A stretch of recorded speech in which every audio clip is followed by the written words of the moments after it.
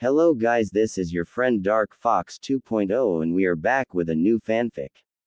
Which is what if Naruto banished from his home and got harem with Yugao and Hana part 1. And if you enjoy this fanfic then please press the like button, check description and subscribe to my channel for more fanfic like this. And now let's start the fanfic.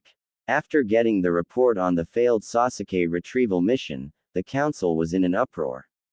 The civilians and elders were blaming the failure on Naruto Uzumaki while the clan heads and Shinobi council were defending him. That demon brat is the reason why we lost Uchiha-sama. I say we execute him as a warning to all of our ninja who fail important missions. A merchant civilian said while the rest agree.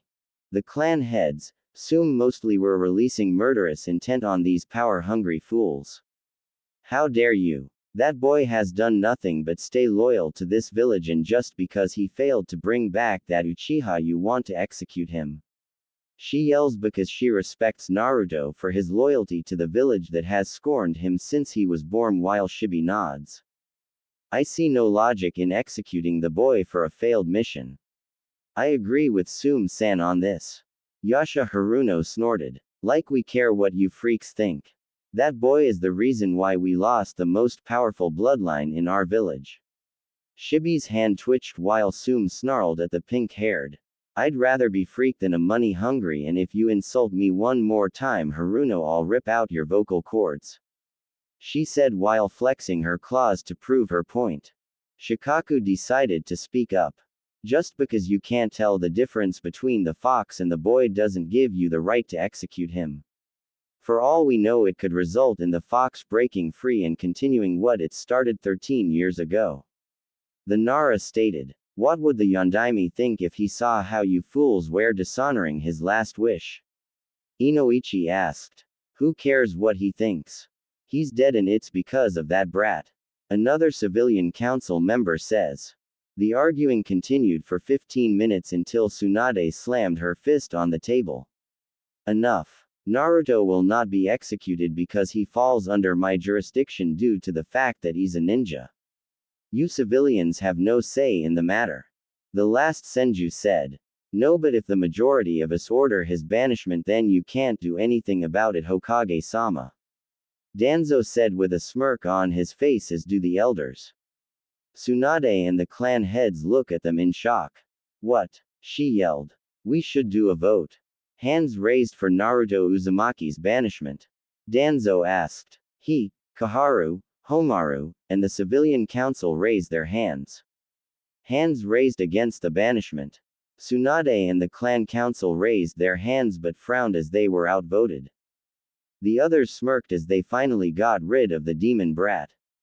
Naruto Uzumaki is banished from Konohagakure and Hai no Kuni, and if he's not out of the village or country in less than 3 days he'll be declared as a missing nin and killed on sight. The War Hawk stated. Tsunade clenched her fists and growled but then smiled at them, making them shiver. Fine. Naruto Uzumaki will be banished from Fire Country. Now as for the Uchiha, he will be put into the bingo book and will be declared as a B-ranked missing nin with a kill on sight order. And for compensation for his actions, his clan's treasures, scrolls, money, and property will be taken and split up upon the clan heads, and his status as a clan member will be null and voided by order of the Godime Hokage. She said while inwardly smiling because she hated the Uchihas. The clan heads smirked at her actions while the civilians went into an uproar demanding that she change her decision until she yelled. Shut the hell up right now, or I'll have you all removed from the council. She roared as they all shut it up. You fools praise that traitor as if he was Kami, yet you treat the hero of this village like he was the devil reincarnated. My decision is final and this meeting is over. I have to go tell our hero that he's been banished by the very people and village he swore to protect. She said before walking out, but then turns around to look at them.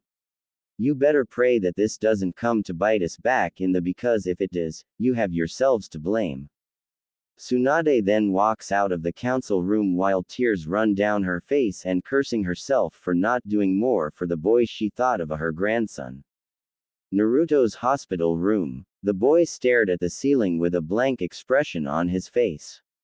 Sakura came in earlier yelling at him for not bringing back her Sasuke-kun and said that she never wanted to see him again and walked out. His so-called sensei didn't even bother to come check up on him and probably blames him for not bringing Sasuke back. Didn't I tell you, Kit? No matter what you do, these ninjin will never accept you. You should leave this hellhole and be done with them. To hell with your dream, they would never accept you as their cage. You know I'm right, Kyuubi said as she heard the boy grunt. He hated to admit it, but she was right. They would never let him be Hokage no matter what he did. Could this day get any worse? He said to himself until he saw Tsunade walk in his room with a saddened expression on his face. What's wrong, Oba-chan? He asked. I'm sorry, Naruto, but you are banished from the village by order of the council. You have 3 days to leave the country or you will be declared a missing nin and killed on sight, she choked out. Naruto's eyes widened, but he then hangs his head down and tears fell from his face. So they finally found a way to get rid of me, huh? I should have known this would happen sooner or later. Oh well, at least I'm finally out of this shithole. He gets out of the bed and gives her a hug. She hugs him back while her tears fell on his blonde hair. Goodbye, Okawa-san. And give Nei-chan and Tonton a hug for me. He says and lets go of her as she sobs while clutching her arms. Naruto then heads back to his apartment and packs everything he has but burns all of those jumpsuits he had and puts on a black one on. He then sneaks out at night but not before blowing up his apartment complex as a distraction. He then heads out of the gate without looking back at the village because it was no longer his concern. He was free to live his life and didn't have to worry about people glaring at him or trying to kill him on his birthday. He smiled a true smile and muttered 2 words. I'm free. Ha said as he vanished into the dark forest. At the Hokage Tower, Tsunade was sitting in her office drinking her sake while Shizune sighed. That's when Jiraiya appeared in a puff of smoke grinning. Hey Haim, how's it going? He asked in a cheery voice. Jiraiya, please, I'm not the mood to deal with you right now, she said while looking out the window. The Toad Sage looks at her with a confused look on his face. What's wrong? Did the Gaki switch your sake with toilet water again? He asked and snickered at the memory. Tsunade looks up at him and glares. No, you baka, it's worse. The retrieval mission failed and those bakas on the council blamed him for it failing and they banished him. She cried and slammed the sake bottle on the desk. Jiraiya gave her a look of shock. I must have had something in my ear, Haim. Care to repeat that? He asked again. They banished him, damn it. He's gone, Jiraiya gone. She yelled while tears fell from her face. They what? Those bakas. Those short-minded, ignorant, self-centered bakas. Do they have any idea who they just banished? He yelled, releasing murderous intent like no tomorrow. Jiraiya, Tsunade started to say, but then he glared at her. Tsunade, please. I don't want to hear it. Not now. Minato, you stupid fool, you should have let me or Sensei seal the fox into your son. He growled and then left the office, but not before slamming the door hard, scaring Shizune and Tonton, who was hiding behind the med nin. Well, that went well, she mumbled. That was when Kaharu and Homura walked in like they were in charge, but Tsunade looked up at them with hate in her eyes. If you've come here to tell me to take that traitor out of the bingo book, then you better get out before I decide to use you two as my personal punching bags, she said in a dark tone and then cracked her knuckles. They both gulp and then leave in fear, not wanting to face her wrath. Damn vultures, she mutters and grabs her sake bottle and drinks out of it. Naruto was now at a shinobi store in a village in River Country buying some more shinobi gear, including weights and scrolls. He was happy because he finally had decent weapons. After paying for the items, he heads out of the village and heads to Marsh Country, but little did he know that Danzo's Root Anbu were tailing him. Kit, we're being followed. The vixen warned while Naruto nodded. I sense 10 of them, he says as he pulls out a few smoke bombs out. He then throws them to the ground and they explode into a black smoke screen. Naruto takes this opportunity and runs into the forest at top speed. "There's no way I'm fighting those guys," he muttered as he continues to run. Back in Konoha, Jiraiya was pissed. No, he was beyond pissed. He was no mad that if looks could kill, no one would be alive right now.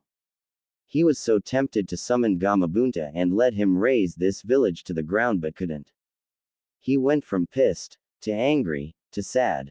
He failed. He failed Minato and Kushina, and failed his godson. To make it worse, he believed Sarutobi when he said he would make sure Naruto was taken care of. "I can't believe that I thought Sensei would look after him. I'm such a fool. I never should have believed him. I should have taken him with me when Kushina disappeared. Some godfather I turned out to be. I'm sorry, Minato, I failed," he said as he headed out of the main gate. This village was beyond saving. It is nothing more than a rotting leaf what will wither away. With Naruto, the blonde Jinchuriki is not having a good day. He was tired, exhausted, and pissed.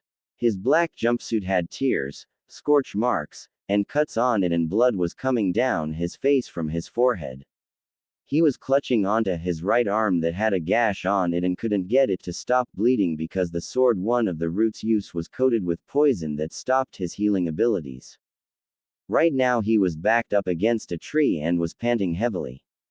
He managed to kill one of them, but the rest were closing in on him. "This is it. I'm gonna be killed. Damn it, I can't let it end like this. But what do I do?" Time begins to slow as the root members charge at him with their blades poised to kill, but then they suddenly stop when they heard growling, then more growls are heard around the dense jungle. "What kind of animal sounds like that?" a male root Anbu asks as he looks around. They suddenly tense up as they see a pair of glowing red slitted eyes staring at him from the bushes. Then more appear, only the eyes range from green, yellow, orange, and red. The root Anbu were surrounded by the glowing eyes and were waiting for them to attack. The first pair of eyes appear out of the bushes as its growl increase. Danzo's drones had look of shock, awe, and fear. What the hell is that? A female root asked as she readied her ninjutsu to kill this strange creature. The creature was in a way reptilian. It was 6 feet tall, 13 feet long, and weighed around 200 pounds. Its skin tone is a blackish-brown color, had a 2 light blue stripes starting from its neck to the end of its tail, and was white on the bottom. The creature also had a crest on the middle of its nose that was red, and it had feather quills on the back of its head that stopped to the end of its neck. Red eyes with slit were staring the root down. It also had a long thick tail that it could probably be used for combat, but that's not what freaked them out. On its long arms were 3 pairs of long black curved claws that appeared to be razor sharp, and on its feet were 3 claws, but the third one was longer and stood straight up and looked like it could cut a person open with a mere twitch. The creature then snarled and opened its maw, revealing a pair of razor sharp teeth that could rip through flesh like it was paper. This creature was a raptor. A predator beyond predators.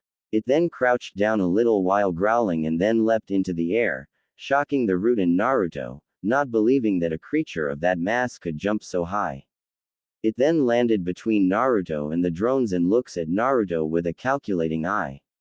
Said blonde felt like pissing his pants as it moved its large head towards his and sniffed him a few times. Its eyes widen a little but then return to normal and then turns its body towards the roots and snarls at them. It then lets out a high-pitched roar, shocking everyone. It lasted for a few seconds, and to the root's fears, 13 more of them appear from the bush and in different colors.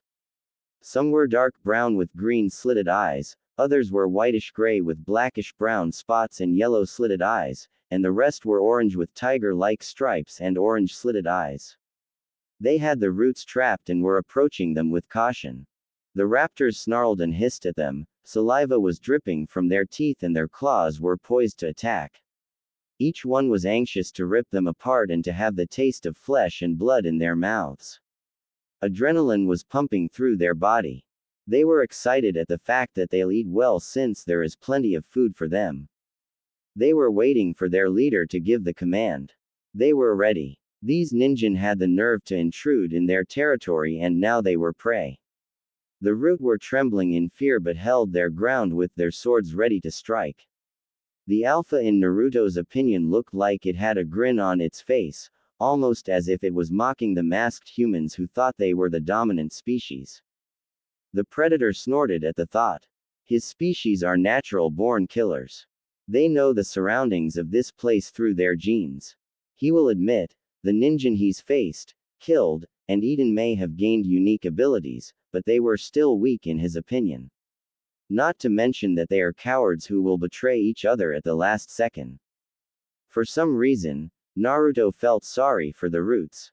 He also prayed to Kami that the leader wasn't saving him for last because he didn't want to be on the menu. That was when the leader let out a loud roar that probably meant attack. The raptors roared back and then charged at the root with the intent to kill. One root rushed at one of them and thrusted his blade forward and having it impale the creature's head. The raptor, to the shock of the masked ninja, dodged the blade and lunged forward with its maw opened, ready to crush his head while the ninja tries to block the attack with his arm. Big mistake. The raptor clamps its jaws shut on his arm. He screams out in pain at the pressure from the bite and tries to use the sword in his free hand to stab the predator in the throat, but another one appears behind him and bites down on his shoulder. Blood sprays on its face. The ninja's screams grow louder as the one on its arms shoves him to the ground and they proceed on ripping him apart with their claws and teeth in a fast rate. The female root barley managed to evade the jaws of one and swung her blade at it only for it to stop the attack with its teeth and shattered the blade. She steps back in shock while another swings its tail at her and knocks her to the ground. The other raptor leaps and lands on her. Its sickle claw then impales her stomach and rips it open and her insides and blood spills out. She lets out a cry of agony while the other starts to rip out her entrails out and the other one held her down. Naruto watched in horror as he saw these creatures rip apart the root whose screams echoed through the jungle. One was dragged into the bushes by two of them and was torn apart. The sight of blood and organs were spraying all over the vegetation and Naruto couldn't help but turn green at the sight. Never before has he seen something so graphic. Other roots had their arms and legs ripped off forcefully. These raptors were vicious, fast, and merciless and were also very smart because they avoided being hit by their weapons. 10 minutes later the place was quiet and the pack of raptors were feasting on the dead bodies of the roots. Naruto, who watched the whole thing, did the only thing he could do. He fainted, which made the leader look at him wondering if he was still alive. He then approaches the blonde and nudges the unconscious boy for a while. He then barks at one of the male raptors who approach him and tilts his head over at the boy. The orange-colored predator looks at Naruto for a while and blinks. The alpha growls and chirps at the male who nods his head, walks over to Naruto. He picks the unconscious boy up by his hood with his teeth and places him on the leader's back, who runs off into the deep jungle with the boy. Kyuubi, who was watching the scene through Naruto's mind, chuckled. I should have known that contract was still around. Only his family's blood were able to summon him and his kin. Perhaps this boy will be the one to destroy that man and his clan's accursed eyes. Madara Uchiha, you and your clan are a plague to this world, and I'll make sure every single one of you end up in the stomach of the Shinigami. She growled and her eyes glowed red. Cabin in the jungles of Marsh Country. Naruto groaned as he slowly opened his deep cerulean eyes. He woke up to find himself in a bed and his jacket and shirt were gone. He had his pants on but his chest, right arm, and forehead was bandaged. He looked over on a desk and saw a bowl of fruit and cooked meat on a plate. Naruto got up but grunted out in pain because of the pain in his arm. He then walked over to the plate and took a piece of meat off it and sniffed it. He then licked it with his tongue and took a small bite out of it. After he swallowed it, he then took a bigger bite out of it and proceeded to eat that and the fruit. After he ate it, he found a pair of blue cargo pants and a white shirt laid out for him. He puts that on and walks out of the room.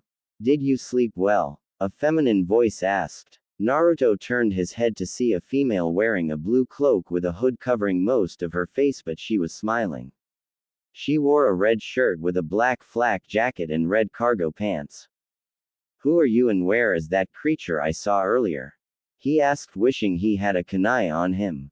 The hooded woman sighs and replies.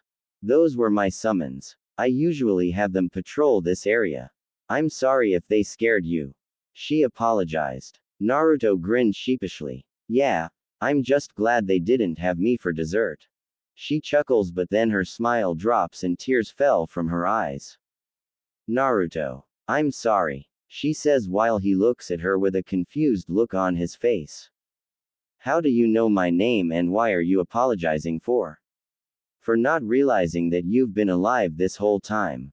I'm sorry I didn't come back for you, but those bastard elders told me you died when the Kyuubi attacked, and I was so distraught and hurt when I lost your father that I didn't even bother to come back for you. She then walks over to him and pulls him into a hug and cries on the top of his head. Please. Don't hate me, Naru-chan. I swear I didn't know. I didn't know. Naruto blinks for a while and was a little uncomfortable with a stranger hugging him. Who exactly are you? He asked. She then lets go of him. Naruto, if I tell you who I am, will you promise not to explode on me? I won't, I promise, and I never break my promises. He says. Naruto, I'm your Ka-san. She says as she removes her hood, revealing a woman with red hair, blue eyes, and the face of an angel. Naruto's eyes widen and his hands hang down to his side. She's been alive this whole time, but why didn't she come back for wait? She said some bastard elders in Konoha told her I died, but why would they? Who is my father anyway? Oji said my parents died when Q attacked. His head hung down and his hair covered his eyes. Ka-san, can you do his one favor for me? He asked with a shaky voice. Kushina looked at him and knelt down to his level. He looked up at her with tears in his eyes. See, can I have another hug? He asked her and she instantly hugged him even tighter while he sobs onto her shoulder and returns the hug, hoping that this wasn't a dream or illusion. Right now he was happy. Happy that he had family in this world, even if it's just his mother.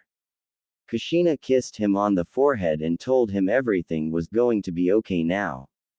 After that little reunion, Naruto told her how his life was in Konoha, and to say she was pissed was an understatement. How dare those fools do this to my son? Worse, they dishonored Minato-kun's dying wish. I'm so glad that I took Minato's inheritance with me. They will pay. I swear Konoha will pay for this. She said. Don't worry about them, Sochi. They can't get to you anymore. So tell me, did any good things happen to you? She asked, and Naruto's grin grew. He told her about all of the awesome parts of his life. Kushina's jaw dropped and her eyes were ready to bulge out of her head. Her face returned to normal and she grinned. So my boy not only had a bridge named after him, he is also the hero of not one, not two, not three, but 4 countries. Ha! Take that, Fugaku Tem, my son is better than yours. She said while pumping her fist in the air. Naruto's sweat dropped, as did Kyuubi. So she's who I get my energy from. He mumbled. After that, Kushina told him who his father was, and Naruto couldn't help but be happy. It hurt him that his father, the Yondaime, had to give up everything for that village, but understood his reasons. I'll make you proud, Dad. I'll become even greater than you. Even if I can't become Hokage, I'll be the strongest ninja in the world. He said while Kushina smiled. Naruto-kun, I'm taking you back to my former home, Whirlpool country, to train you in the ways of the hunter ant. She said while he looked at her in shock. Let me explain. See, before my homeland was destroyed, the Uzumaki clan was a clan of hunters and who were unrivaled. We usually take on missions that not even Anbu would do due to the high death risks involved. We also have a Kekkei Genkei called Shinkoke, spiritual blessing. It is a chakra-based bloodline of the Uzumaki clan, This bloodline makes it so an Uzumaki clan member has 5 times the regular amount of chakra control one has, making even ninja with cage level status look weak in comparison. But the downside is that with the amount of chakra control means a person needs to have a near supernatural physical endurance and physical energy, or else the control won't make a difference without any power to go with the used technique. Do you understand so far, son? Kushina asks while Naruto nods in shock. She smiles back. Good. Also, you should know that you also have your father's bloodline also. It's what gave him his title, the Kiroi Senku, Yellow Flash. It's called Shinsaku, Godspeed. I don't know much about it, but from what Minato Koi told me, it's a bloodline trait of the Namikaze clan that had been given to them by the Shunshin, Flash goddess, herself. The bloodline grants the person the ability to move at godlike speeds, and some could go just as fast or faster than the speed of light itself. Naruto's jaw was on the floor as she finished explaining his two Sans bloodline trait and can't help but grin like a madman. Kushina saw this and laughed. So when do we start training Ka-san? He asks while she stops laughing. Soon, son, but first let me tell you about our summoning contract, because it was also the reason why Whirlpool Country was nearly wiped out. Our contract was considered the strongest and oldest of any other and has been around since the Rakudo Sennin, sage of the Six Paths, founded ninjutsu and created the shinobi world. This contract is known as the Ancient Creature Contract. The creatures in this contract are beings that have lived since the forming of the world and even before the Biju were known. Not only that, but the creatures who created this contract are capable going toe-to-toe against any summon or Biju, with their leader being on par with the Kyuubi. Kushina explained while Naruto's eyes widened. A summon whose power is on par with the Q. Unreal. Wow. So can you summon him, Ka-san? He asked while she shook her head. No, but I can't summon his mate, who is the second boss, and she is one who you do not want to piss off, Sochi.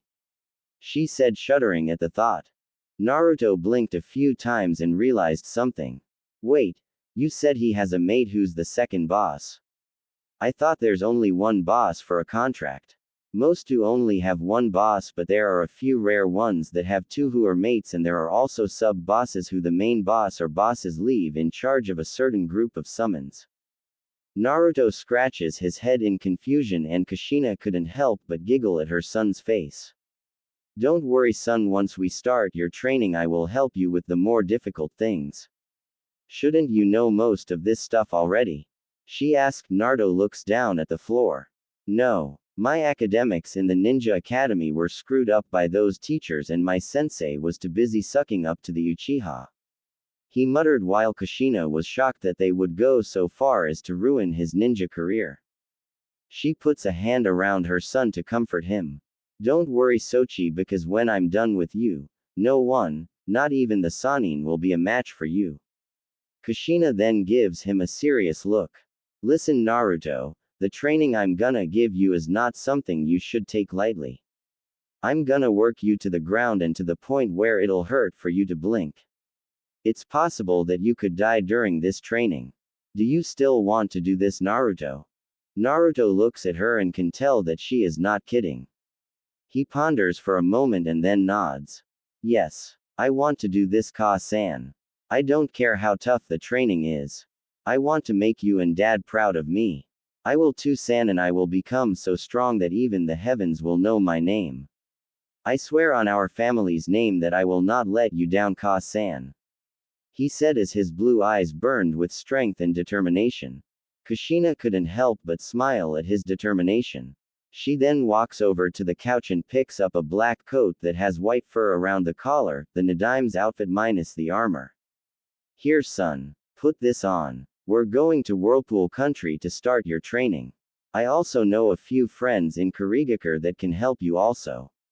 I know about this Akatsuki group that's after you, so we should get going. Naruto nods but is curious about something. I thought Whirlpool was destroyed, Ka-san. Said Namikaze, rubbed the back of her head in embarrassment and a blush appeared on her face. The village, yes, but not the environment. There are still plants and animals there, but most of them are dangerous and full of creatures that most people haven't seen. Naruto sweat drops at his mom forgetting something important. Oh, he says and puts the coat on. Shall we get going, Ka-san? Naruto asks while she nods. Yes, let's go and start your training. She said with a glint in her eye that made a shiver go down Naruto's spine. For some reason I keep seeing the image of the Shinigami hovering over my mother's head pointing at me. He thought while Kyuubi was laughing her head off in the cage feeling sorry for her container. In Konoha, when word got out in the village that Naruto was banished, the villagers partied saying that they were free of the demon brat, but most of the younger generation was confused at why they called him a demon when he hasn't done anything wrong. Sakura didn't care that he was gone and was glad that she didn't have to look at that idiot for the rest of her life.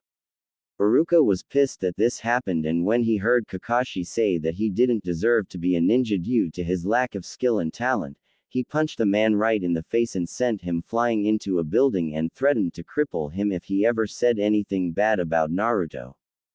The same went with everyone else who insulted Naruto. Tsunade, who read Kakashi's reports on the team's progress, was pissed. He only taught Naruto and Sakura tree climbing while he taught Sasuke the Chidori, some fire jutsu, and Lee's taijutsu style. Hokage Tower. Tsunade was giving the son of the White Fang her most cold and icy glare while he was shifting his feet around nervously. The other Junin senseis were in the room looking at Kakashi wondering what he did to piss of the female Sannin.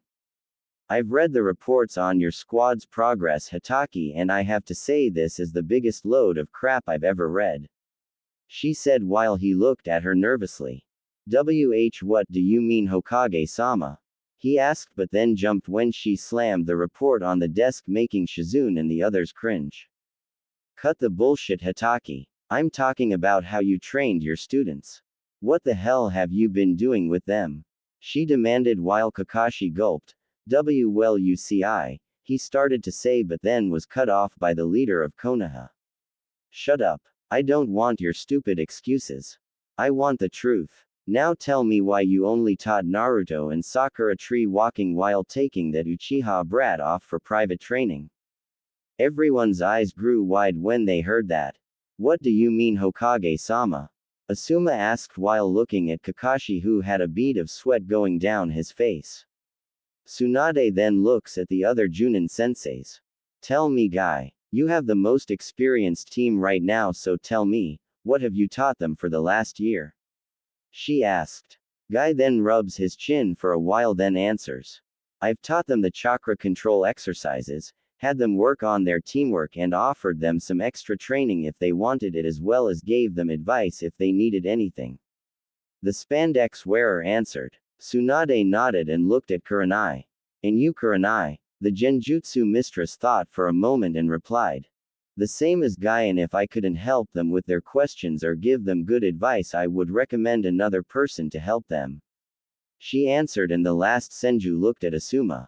Same here, Hokage-sama, but if I may ask, what does our form of training have to do with Kakashi? He asked while Kakashi gulped. Simple, Asuma. Compared to all of you, Kakashi here is a. She said while the copy nin flinched. Hitaki here spent the last 9 months giving the now traitor private training while leaving his other two to rot and practically end up getting themselves killed. It was by pure luck that they survived their first A-ranked mission as well as their first Chunin exam. What's worse is that when the now banished Naruto Uzumaki asked him for help when he had to face Neji Hyuga for the Chunin exams, he refused to help him and left him with a Junin who was like most of the villagers. They all looked at him in shock, and Kurenai narrowed her eyes at him. Is what the Hokage said true, Kakashi? Did you neglect 2 of your students just to train the Uchiha? She asked, saying the traitor's name with venom in her voice while the silver-haired Junin just looked away. Answer her question, Hitaki. Did you or did you not neglect your 2 students for the Uchiha? Tsunade commanded while Kakashi sighed and looked at Kurenai. Yes, I did, but my reason for doing it was, smack. He tried to explain but ended up getting slapped hard in the face courtesy to Kurenai Yuhi. Tsunade just watched and the male Junin looked at her with wide eyes. Reason. You have a reason for neglecting two of your students, yelled Kurenai while the males in the room backed away, not wanting to face her wrath. Kakashi had a look of shock on his face and slowly turned his head towards an angry Kurenai. Tell me your reason for neglecting two of your students and don't give me any bullshit because right now I feel like beating the shit out of you, the Genjutsu mistress said while releasing murderous intent on the frightened man. I did it be because Naruto didn't show any talent as a ninja and D doesn't deserve to be one. He only managed to get this far by luck. He replies. When those words came out of his mouth the room temperature dropped. Tsunade, Kurenai, and Shizune were glaring holes into the scarecrow's head.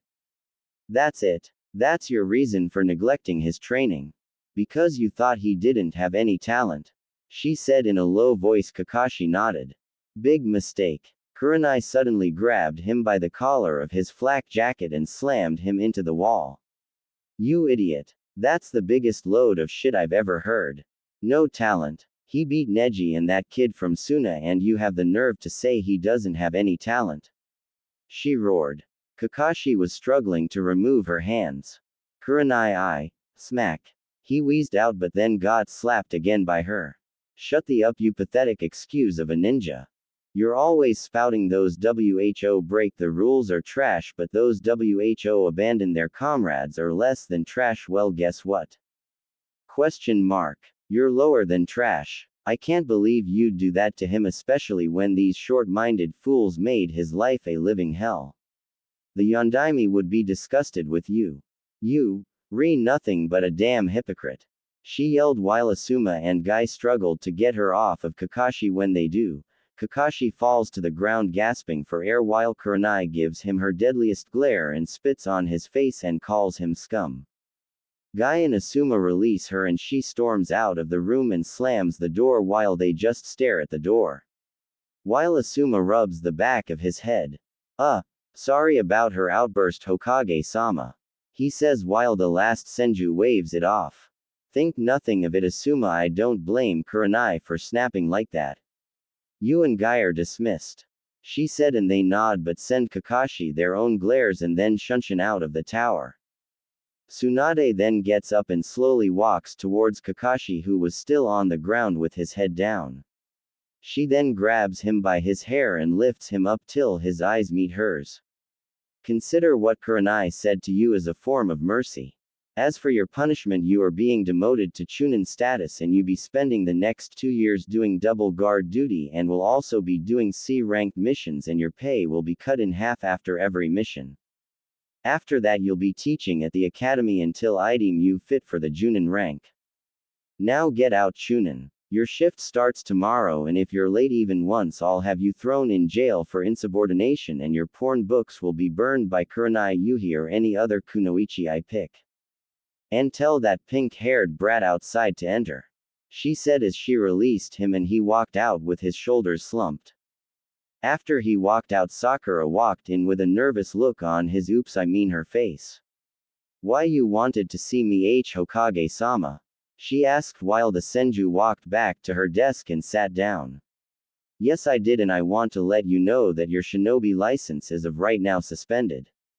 She said while said girl jumped out of her seat with a shocked look on her face. What why? She yelled out. Shut up and sit down brat. Tsunade ordered and she did while whimpering. Look at you. You're pathetic and an embarrassment to kunoichi everywhere. You young lady are going back to the academy to get re-educated and also you'll be doing solo D-ranked mission without pay. Depending on how you progress I might reinstate your license. And you can forget about being my apprentice because you don't deserve it. Now get you sorry out of my building. She ordered and the pink-haired girl left the office wondering what she did to deserve this. Tsunade sighs and looks out the window and can't help but think that Naruto's banishment will come back to bite them in the butt and that is one bet she will no doubt win. Naruto Uzumaki is banished from Konohagakure and Hai no Kuni and if he's not out of the village or country in less than 3 days he'll be declared as a missing nin and killed on sight. The War Hawk stated. You fools praise that traitor as if he was Kami, yet you treat the hero of this village like he was the devil reincarnated. My decision is final and this meeting is over. I have to go tell our hero that he's been banished by the very people and village he swore to protect. Tsunade said. Didn't I tell you, Kit? No matter what you do, these ninjin will never accept you. You should leave this hellhole and be done with them. To hell with your dream, they would never accept you as their cage. You know I'm right, Kyuubi said to her container. I'm sorry, Naruto, but you are banished from the village by order of the council.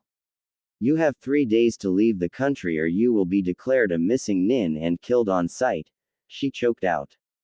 Naruto's eyes widened, but he then hangs his head down and tears fell from his face. So they finally found a way to get rid of me, huh? I should have known this would happen sooner or later. Oh well, at least I'm finally out of this shithole. They what? Those bakas. Those short-minded, ignorant, self-centered bakas. Do they have any idea who they just banished? He yelled, releasing murderous intent like no tomorrow. Jiraiya, Tsunade started to say, but then he glared at her. Tsunade, please. I don't want to hear it. Not now. Minato, you stupid fool, you should have let me or Sensei seal the fox into your son. He growled and then left the office, but not before slamming the door. I can't believe that I thought Sensei would look after him. I'm such a fool. I never should have believed him. I should have taken him with me when Kushina disappeared. Some godfather I turned out to be. I'm sorry, Minato, I failed. He said as he headed out of the main gate. The raptors roared back and then charged at the root with the intent to kill. One root rushed at one of them and thrusted his blade forward and having it impale the creature's head. The raptor, to the shock of the masked ninja, dodged the blade and lunged forward with its maw opened, ready to crush his head while the ninja tries to block the attack with his arm. Big mistake. The raptor clamps its jaws shut on his arm.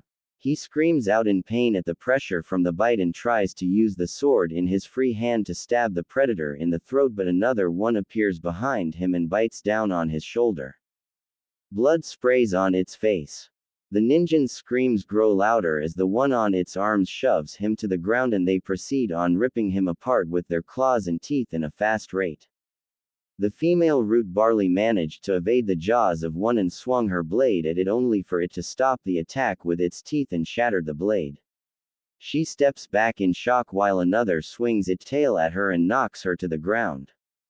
The other raptor leaps and lands on her. Its sickle claw then impales her stomach and rips it open and her insides and blood spills out. She lets out a cry of agony while the other starts to rip out her entrails out and the other one held her down. Naruto watched in horror as he saw these creatures rip apart the root whose screams echoed through the jungle. Did you sleep well? A feminine voice asked. Naruto turned his head to see a female wearing a blue cloak with a hood covering most of her face, but she was smiling. Who are you? Naruto, I'm your Ka-san. She says as she removes her hood, revealing a woman with red hair, blue eyes, and the face of an angel. Naruto-kun, I'm taking you back to my former home Whirlpool country to train you in the ways of the hunter and assassin. She said while he looked at her in shock. Listen, Naruto, the training I'm gonna give you is not something you should take lightly. I'm gonna work you to the ground and to the point where it'll hurt for you to blink. It's possible that you could die during this training. Do you still want to do this, Naruto? Naruto looks at her and can tell that she is not kidding. He ponders for a moment and then nods. Yes, I want to do this, Ka-san. I don't care how tough the training is. I want to make you and Dad proud of me. I will surpass Tu-san and I will become so strong that even the heavens will know my name. I swear on our family's name that I will not let you down, Ka-san. He said as his blue eyes burned with strength and determination. I've read the reports on your squad's progress, Hataki, and I have to say this is the biggest load of crap I've ever read. She said while he looked at her nervously.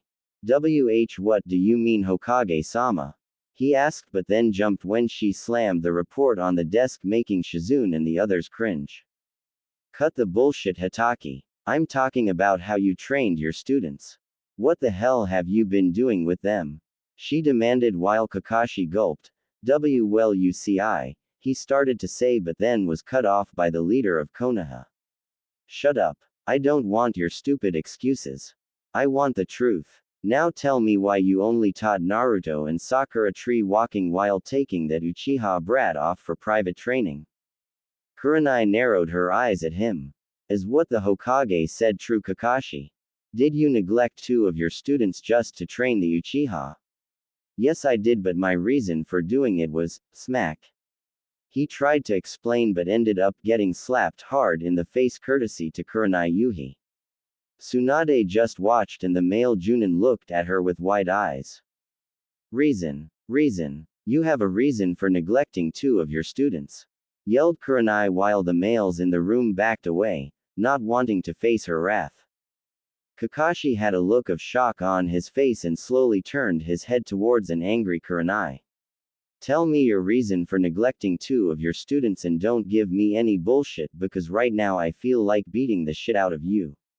The Genjutsu mistress said while releasing murderous intent on the frightened man. I did it B because Naruto didn't show any talent as a ninja and D doesn't deserve to be one. He only managed to get this far by luck. He replies. When those words came out of his mouth the room temperature dropped. Tsunade, Kurenai, and Shizune were glaring holes into the scarecrow's head. That's it. That's your reason for neglecting his training. Because you thought he didn't have any talent. She said in a low voice. Kakashi nodded. Big mistake. Kurenai suddenly grabbed him by the collar of his flak jacket and slammed him into the wall. You idiot. That's the biggest load of shit I've ever heard. No talent. He beat Neji and that kid from Suna and you have the nerve to say he doesn't have any talent. She roared. Kakashi was struggling to remove her hands. Kurenai smack. He wheezed out but then got slapped again by her. Shut the up you pathetic excuse of a ninja. You're always spouting those WHO break the rules are trash but those WHO abandon their comrades are less than trash well guess what? Question mark. You're lower than trash. I can't believe you'd do that to him especially when these short-minded fools made his life a living hell. The Yondaime would be disgusted with you. You, nothing but a damn hypocrite. She yelled while Asuma and Guy struggled to get her off of Kakashi. When they do, Kakashi falls to the ground gasping for air while Kurenai gives him her deadliest glare and spits on his face and calls him scum. Guy and Asuma release her and she storms out of the room and slams the door while they just stare at the door. I should have known that contract was still around. Only his family's blood was able to summon him and his kin. Perhaps this boy will be the one to destroy that man and his clan's accursed eyes. Madara Uchiha, you and your clan are a plague to this world and I'll make sure that every single one of you end up in the stomach of the Shinigami. She growled and her eyes glowed red. 4 years later. Jungle Country Forest. The sky was dark and the light of the full moon was shining down on the forest of Jungle Country. The wind was blowing fast, making the plant life in the jungle sway back and forth. The cries of different animals echoed through the dark and dense jungle. It is said that night time is the time for those who have been sleeping and conserving energy during the day, come out to hunt at night. Darkness is the predator's best element because they can't be seen when they're stalking their prey. A black leopard with glowing yellow eyes moves and leaps through the trees while stalking an old wild boar who was digging through the soil with its tusks looking for shrubs and roots to eat. The hunted has to always be on alert at night because the hunter can strike from anywhere anytime and if they let their guard down for even a second, it's over. The wild boar's head shoots up and turns its head in different directions while it sniffs the air and its ears also move in different directions. It can't depend on its poor eyesight so it depends on its other senses to alert it when a threat is nearby. The hunter doesn't rush an ambush, it analyzes what it hunts. Its sense of pattern, how it walks, the way it moves, everything. When the hunter sees an opening it goes for it instantly. The leopard freezes and lowers its body slowly to blend with the darkness when the boar looks around. After the boar stops searching and continues to eat, the leopard slowly rises and continues to walking on the tree branch while eyeing the large pig. It then moves downwind to avoid having its scent being carried into the wind and in the boar's direction. It then crouches down and gets ready to pounce on the pig. Its claws are flexed and adrenaline is pumping into its body. The boar starts to get drowsy and starts to lie down. The leopard sees its chance and leaps into the air with its front claws stretched out. It lands on the startled boar and both animals wrestle on the ground. The squealing boar cries out in pain as the leopard's claws sink into its body and tears through it. The leopard avoids the tusks and when it sees the jugular it opens its maw revealing 4 long white canines and sinks its fangs into the pig's neck. Blood seeps onto its tongue making the big cat tighten its grip on the struggling pig's throat. The grip gets tighter and tighter until a bone-crunching snap is heard. The boar stops struggling and its body goes limp. The leopard waits for a few minutes and then drops the dead body and it releases a victory roar that echoes through the forest.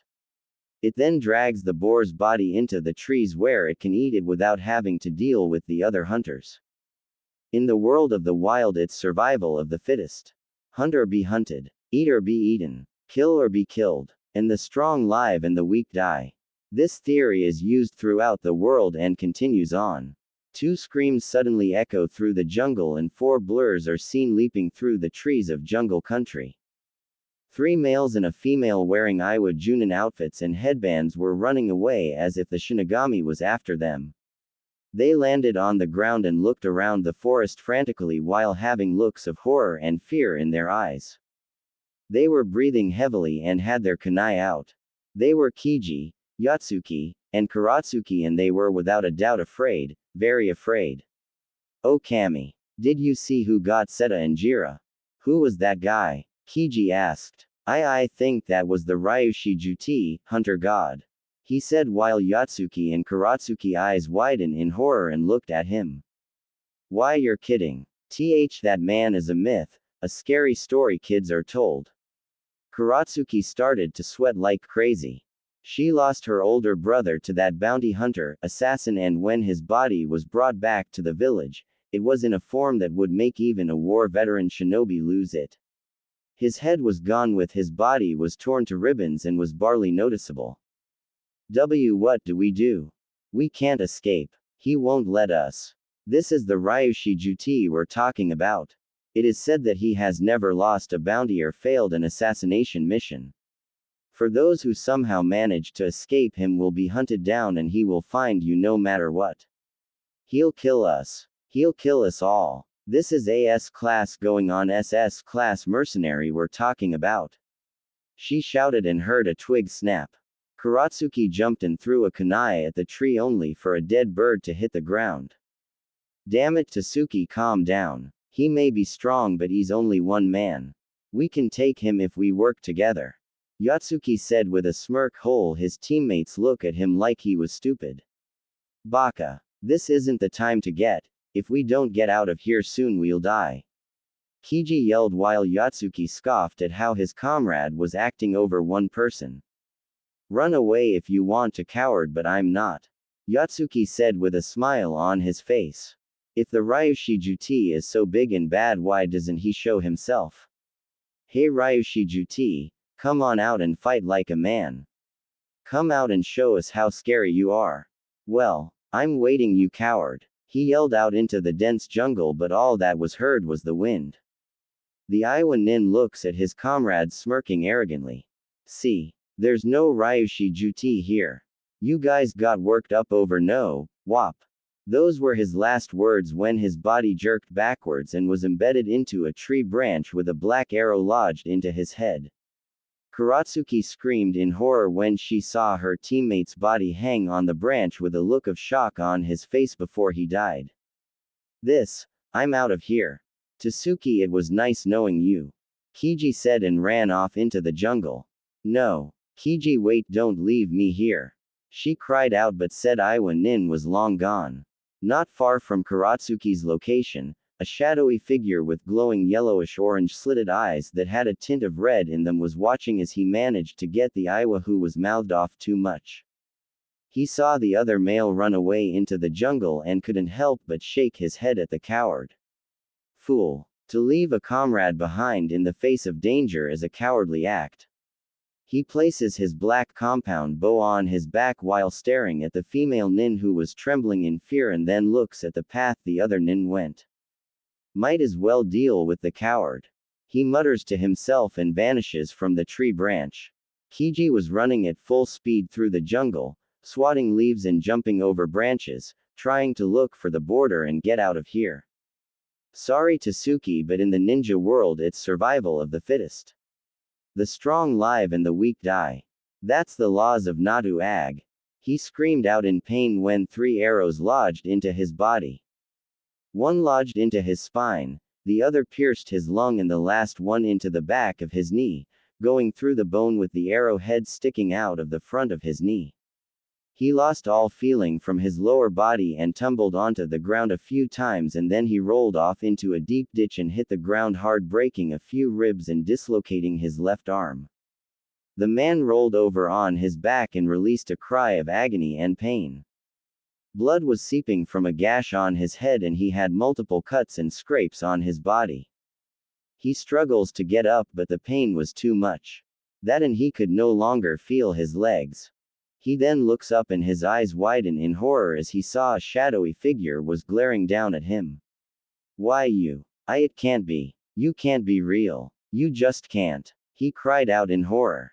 The Ryushi Juti narrows his yellowish-orange-red tinted slitted eyes at the man while 3 more shadowy figures that appeared to be reptilian approached the man and growled at the trapped Aiwa nin who was trembling in fear and sweating bullets. You're not worthy to die by my hand. Instead, I'll let my friends here deal with you. They haven't had a decent meal for a while and I'm sure they would enjoy tearing you apart. He replies in a dark tone while the raptors snarled, revealing razor-sharp teeth and saliva dripped from their mouths. Enjoy your meal, my Shiryu Hanryo, hunting partners. The Ryushi Juti replied and walked away. The raptors grinned at the whimpering nin. They then roar and leap down into the ditch and started to rip their meal apart. Kiji's blood-curdling screams echoed through the forest due to the fact that he's being eaten alive by the ultimate predators. Kuratsuki's body was shaking like crazy when she heard the roars and Kiji screaming, and after that, silence. Tears formed from her dark green eyes and she was hugging her body while her lip was quivering. I don't want to die. I don't want to die. She chanted to herself but doesn't hear the shadowy figure land behind her and looks down at the frightened Kunoichi. He then wraps his arms around her body and she lets out a yelps. He then leans next to her ear and speaks in a deep tone that wasn't cruel, dark or violent. Don't struggle, Kunoichi-san, I'm not going to kill you. He says and could see tears falling from her face. Ryushi Juti. She whimpered while the man nods. Hi. I'm him. Yuk killed my brother Yoshi. She said and couldn't help but blush a little when her body pressed against his well-toned one. I see. I killed that trash because he was the one kidnapping and raping younger girls and women. Scum like him has no place in the world, so I'm sorry for your loss. Did you want to avenge him? He asked while she shook her head. No, I don't, I swear. Shaw said. Good, because I don't want to kill a pretty girl like you. He said in a playful voice, making her weep, and then got serious again. I'm gonna let you go now, but you must never go back to Iwagakure. Your cage doesn't like failure, and if I know that man, he'll either kill you or sell you to a brothel, and I'm sure you don't want that. She nods at that and speaks. What do I do then? If I don't go back, I'll become a missing nin and will be hunted down by my village's hunter nin. You leave your death to me and I assure you they will not come after you at all.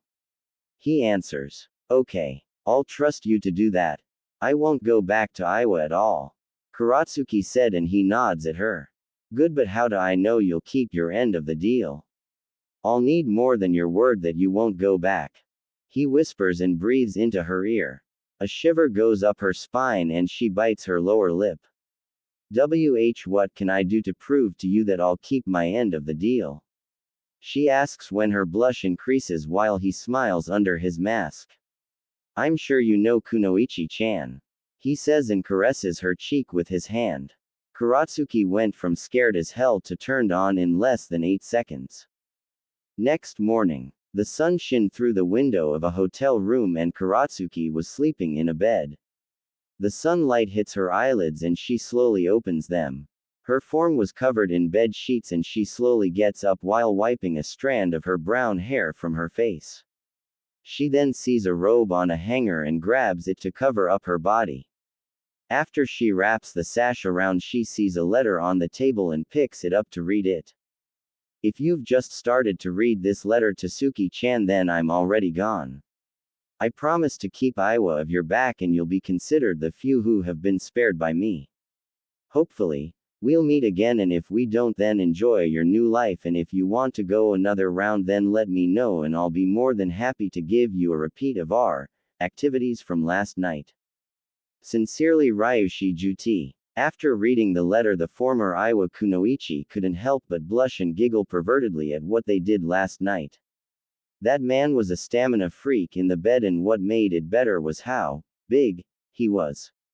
She passed out after the 5th orgasm she had and sighed dreamily, hoping that she would meet him again while looking out the window. The Ryushi Juti was now in the jungles of Uzu no Kuni, walking through the tropical forest, and sneezed. That woman must be thinking about me. Man, could she scream? He said to himself. The Ryushi Juti was 6 feet 0 and 17 years old. He wore a short-sleeved dark blue hooded trench coat and also wore a pair of black cargo pants with Anbu-styled boots. On his upper body he wore a black long-sleeved skin-tight muscle shirt that hugged his body like a second skin and showed off his arms, chest, and abs, and had deep blue slitted eyes that radiated power. He also wore a gray-colored flak jacket that was zipped up and had extra pockets on them and a collar.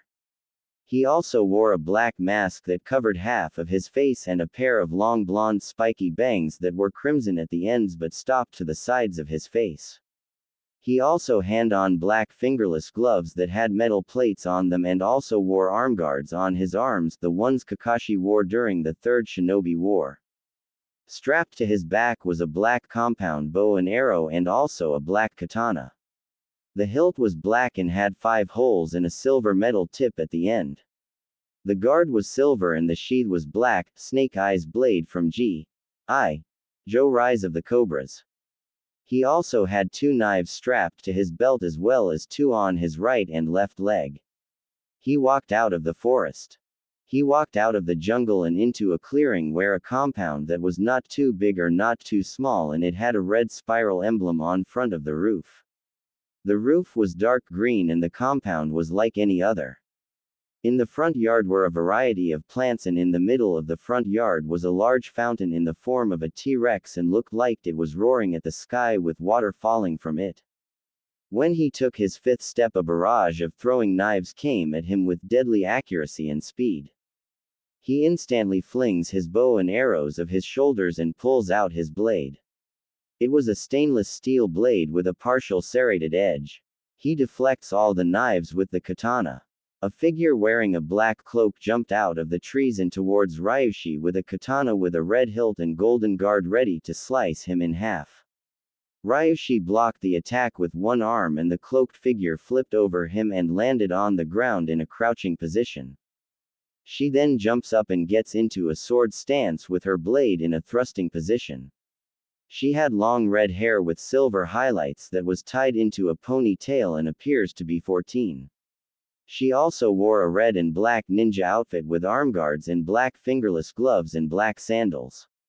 She wore a mask that covered half of her face and had bluish-green slitted eyes. Ryushi had his left hand behind his back and twirled his sword a few times and pointed it at her. The tension in the air was thick. A leaf was slowly making its way to the grass, and when it lands they then run at each other at Junin level speeds and their blades clash as they pass each other. The redhead then turns around and positions her blade into a thrusting form and aims it at Ryushi. He moves to the left as she passes him and swings his sword at her head, but she ducks and ends up losing a few strands of hair. She then swings at his legs, but he leaps over her and lands back on his feet and then pulls a throwing knife out his left hand and throws it at her. She deflects it with her katana, but her eyes widen when she him coming at her, launching a barrage of slashes and thrusts at her. She dodges, blocks, and parries the attack while he keeps up the onslaught. The redhead then vanished when he performs a thrust at her head, but then does a roundhouse kick to his right and hits the redhead in the stomach, getting a grunt from her and skids back a little, hold her stomach.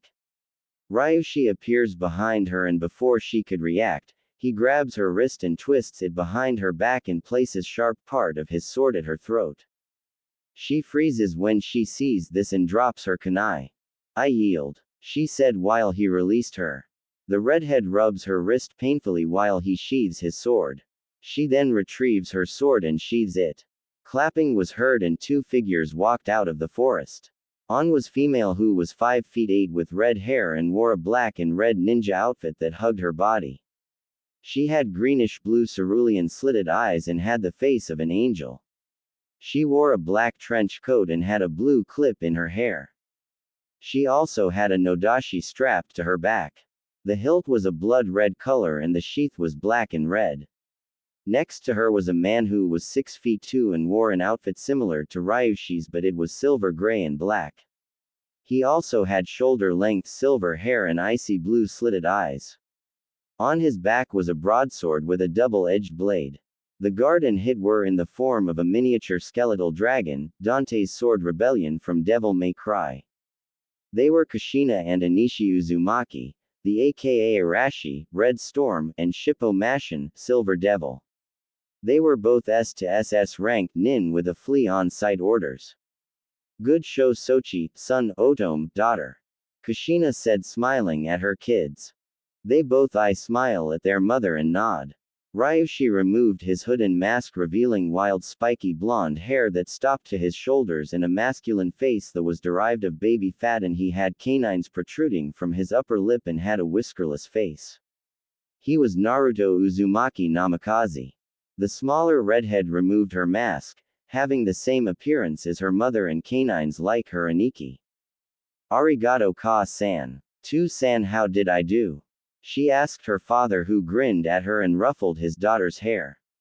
"You did great, Kasumi-chan. I'm impressed with how strong you've gotten, especially at your age," he said while she blushes and rubs her nose with her finger. "Yaimouto, you almost got me to use both of my arms that time," Naruto said, smiling at her and flicks her on the forehead. "Itai. Naruto, ni don't do that," she cried while rubbing her forehead and glaring at her brother. Kushina and Anishi laugh at this and couldn't help but smile. When Kushina introduced him to her half-sister, they were inseparable.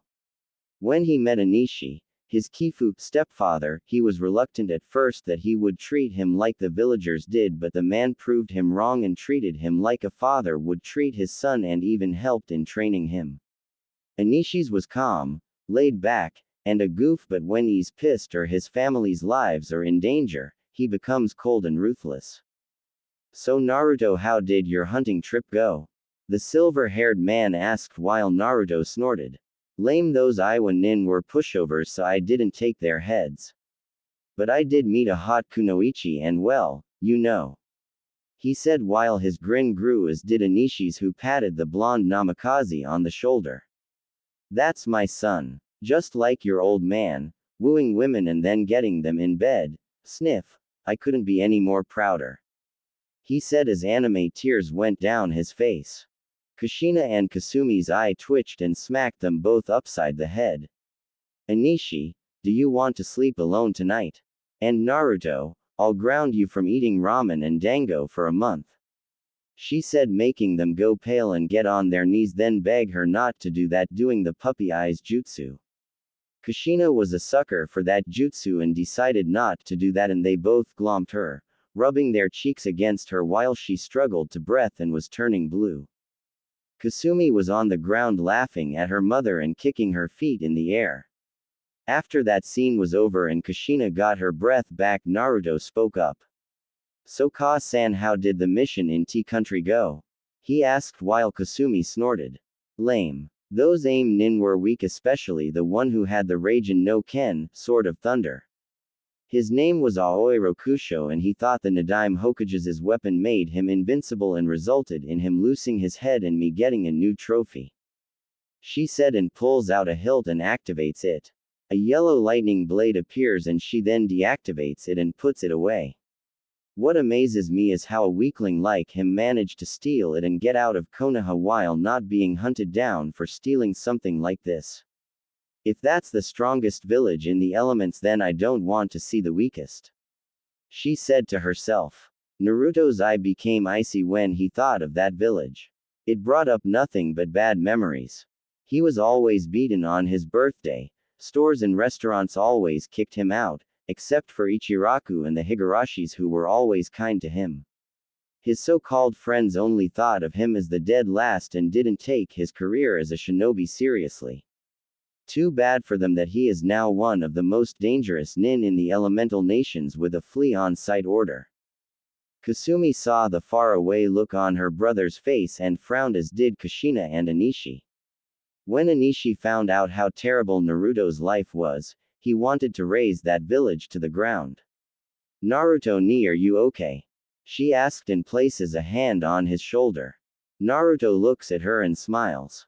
Yeah, I am. I'm just happy to be out of that hellhole and with my family. He said and wrapped an arm around his little sister. Imagine their reaction when they find out that I'm the Ryushi Juti. They'll be begging me to come back, but too bad for them, I won't. If anything, I would rather join Kumo or Kiri. He said while they nodded. Anyway, I'm going to Nami no Kuni to see Tazuna and his family. You guys want to come? Naruto asks them. Kushina shakes her head, as does Anishi.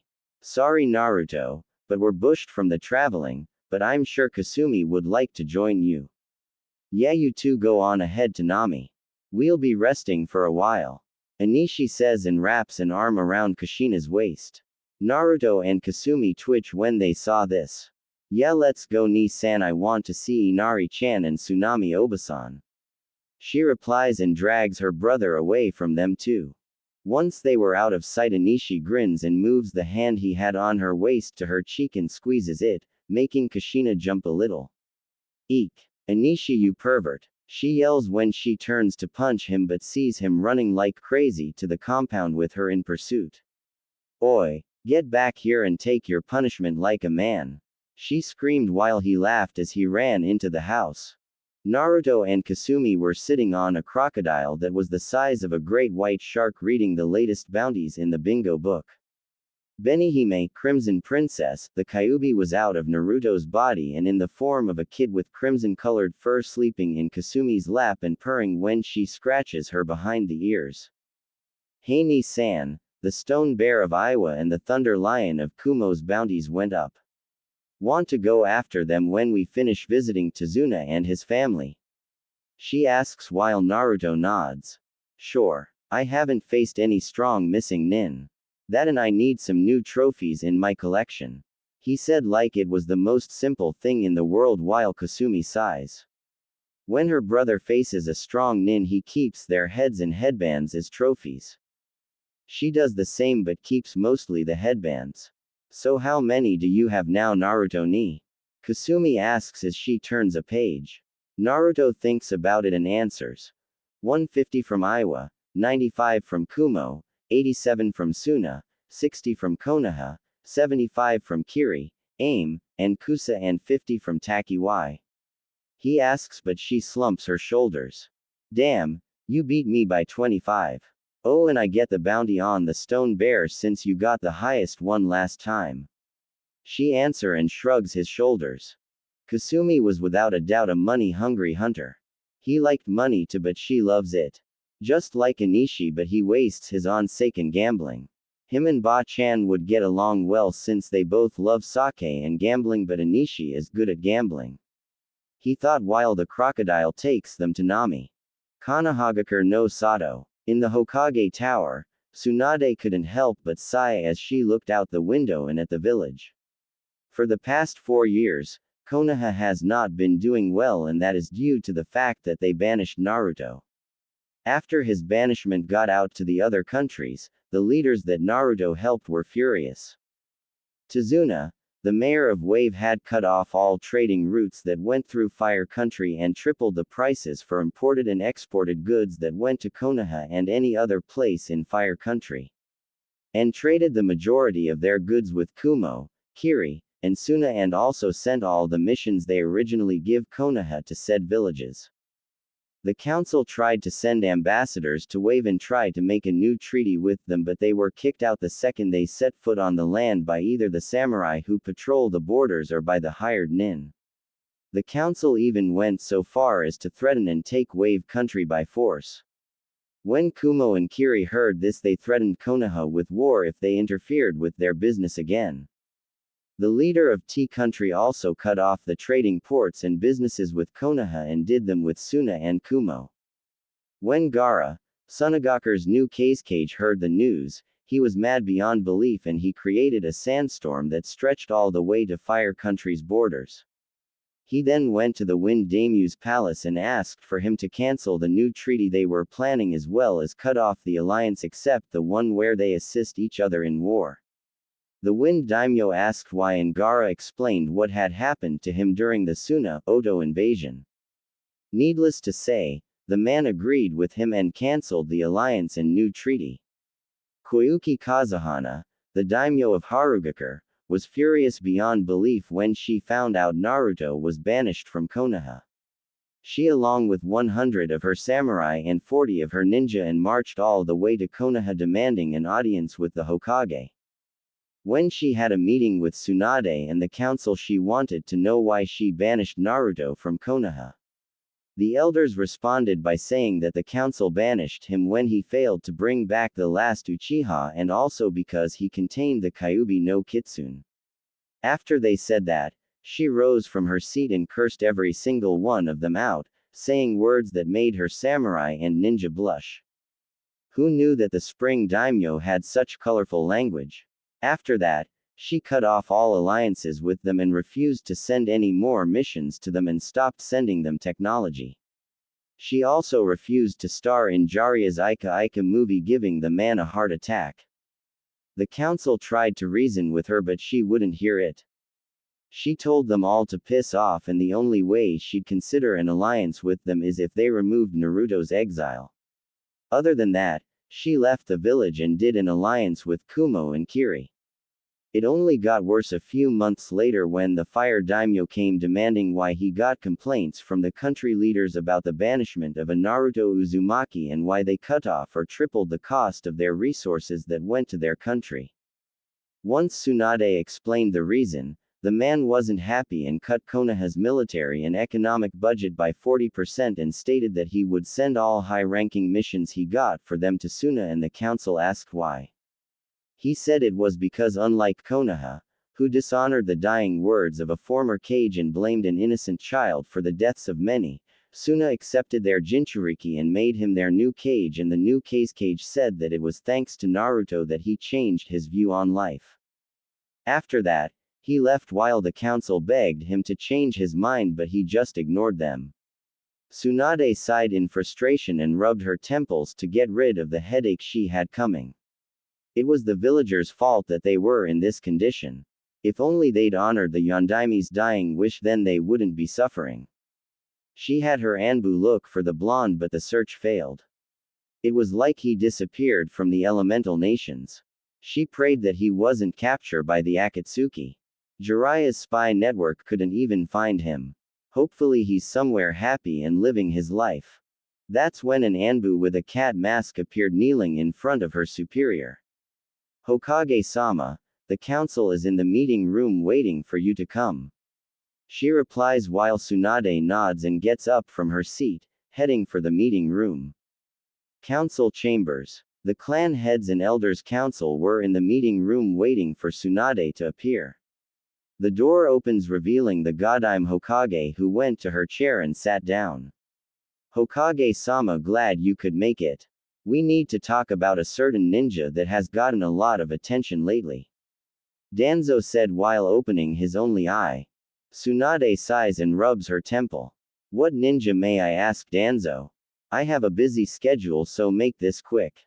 She said in an irritated voice while the Warhawk nodded. He goes by the name Ryushi Juti, Hunter God. He said, getting shocked looks from everyone, even from Sum. What are you talking about, Danzo?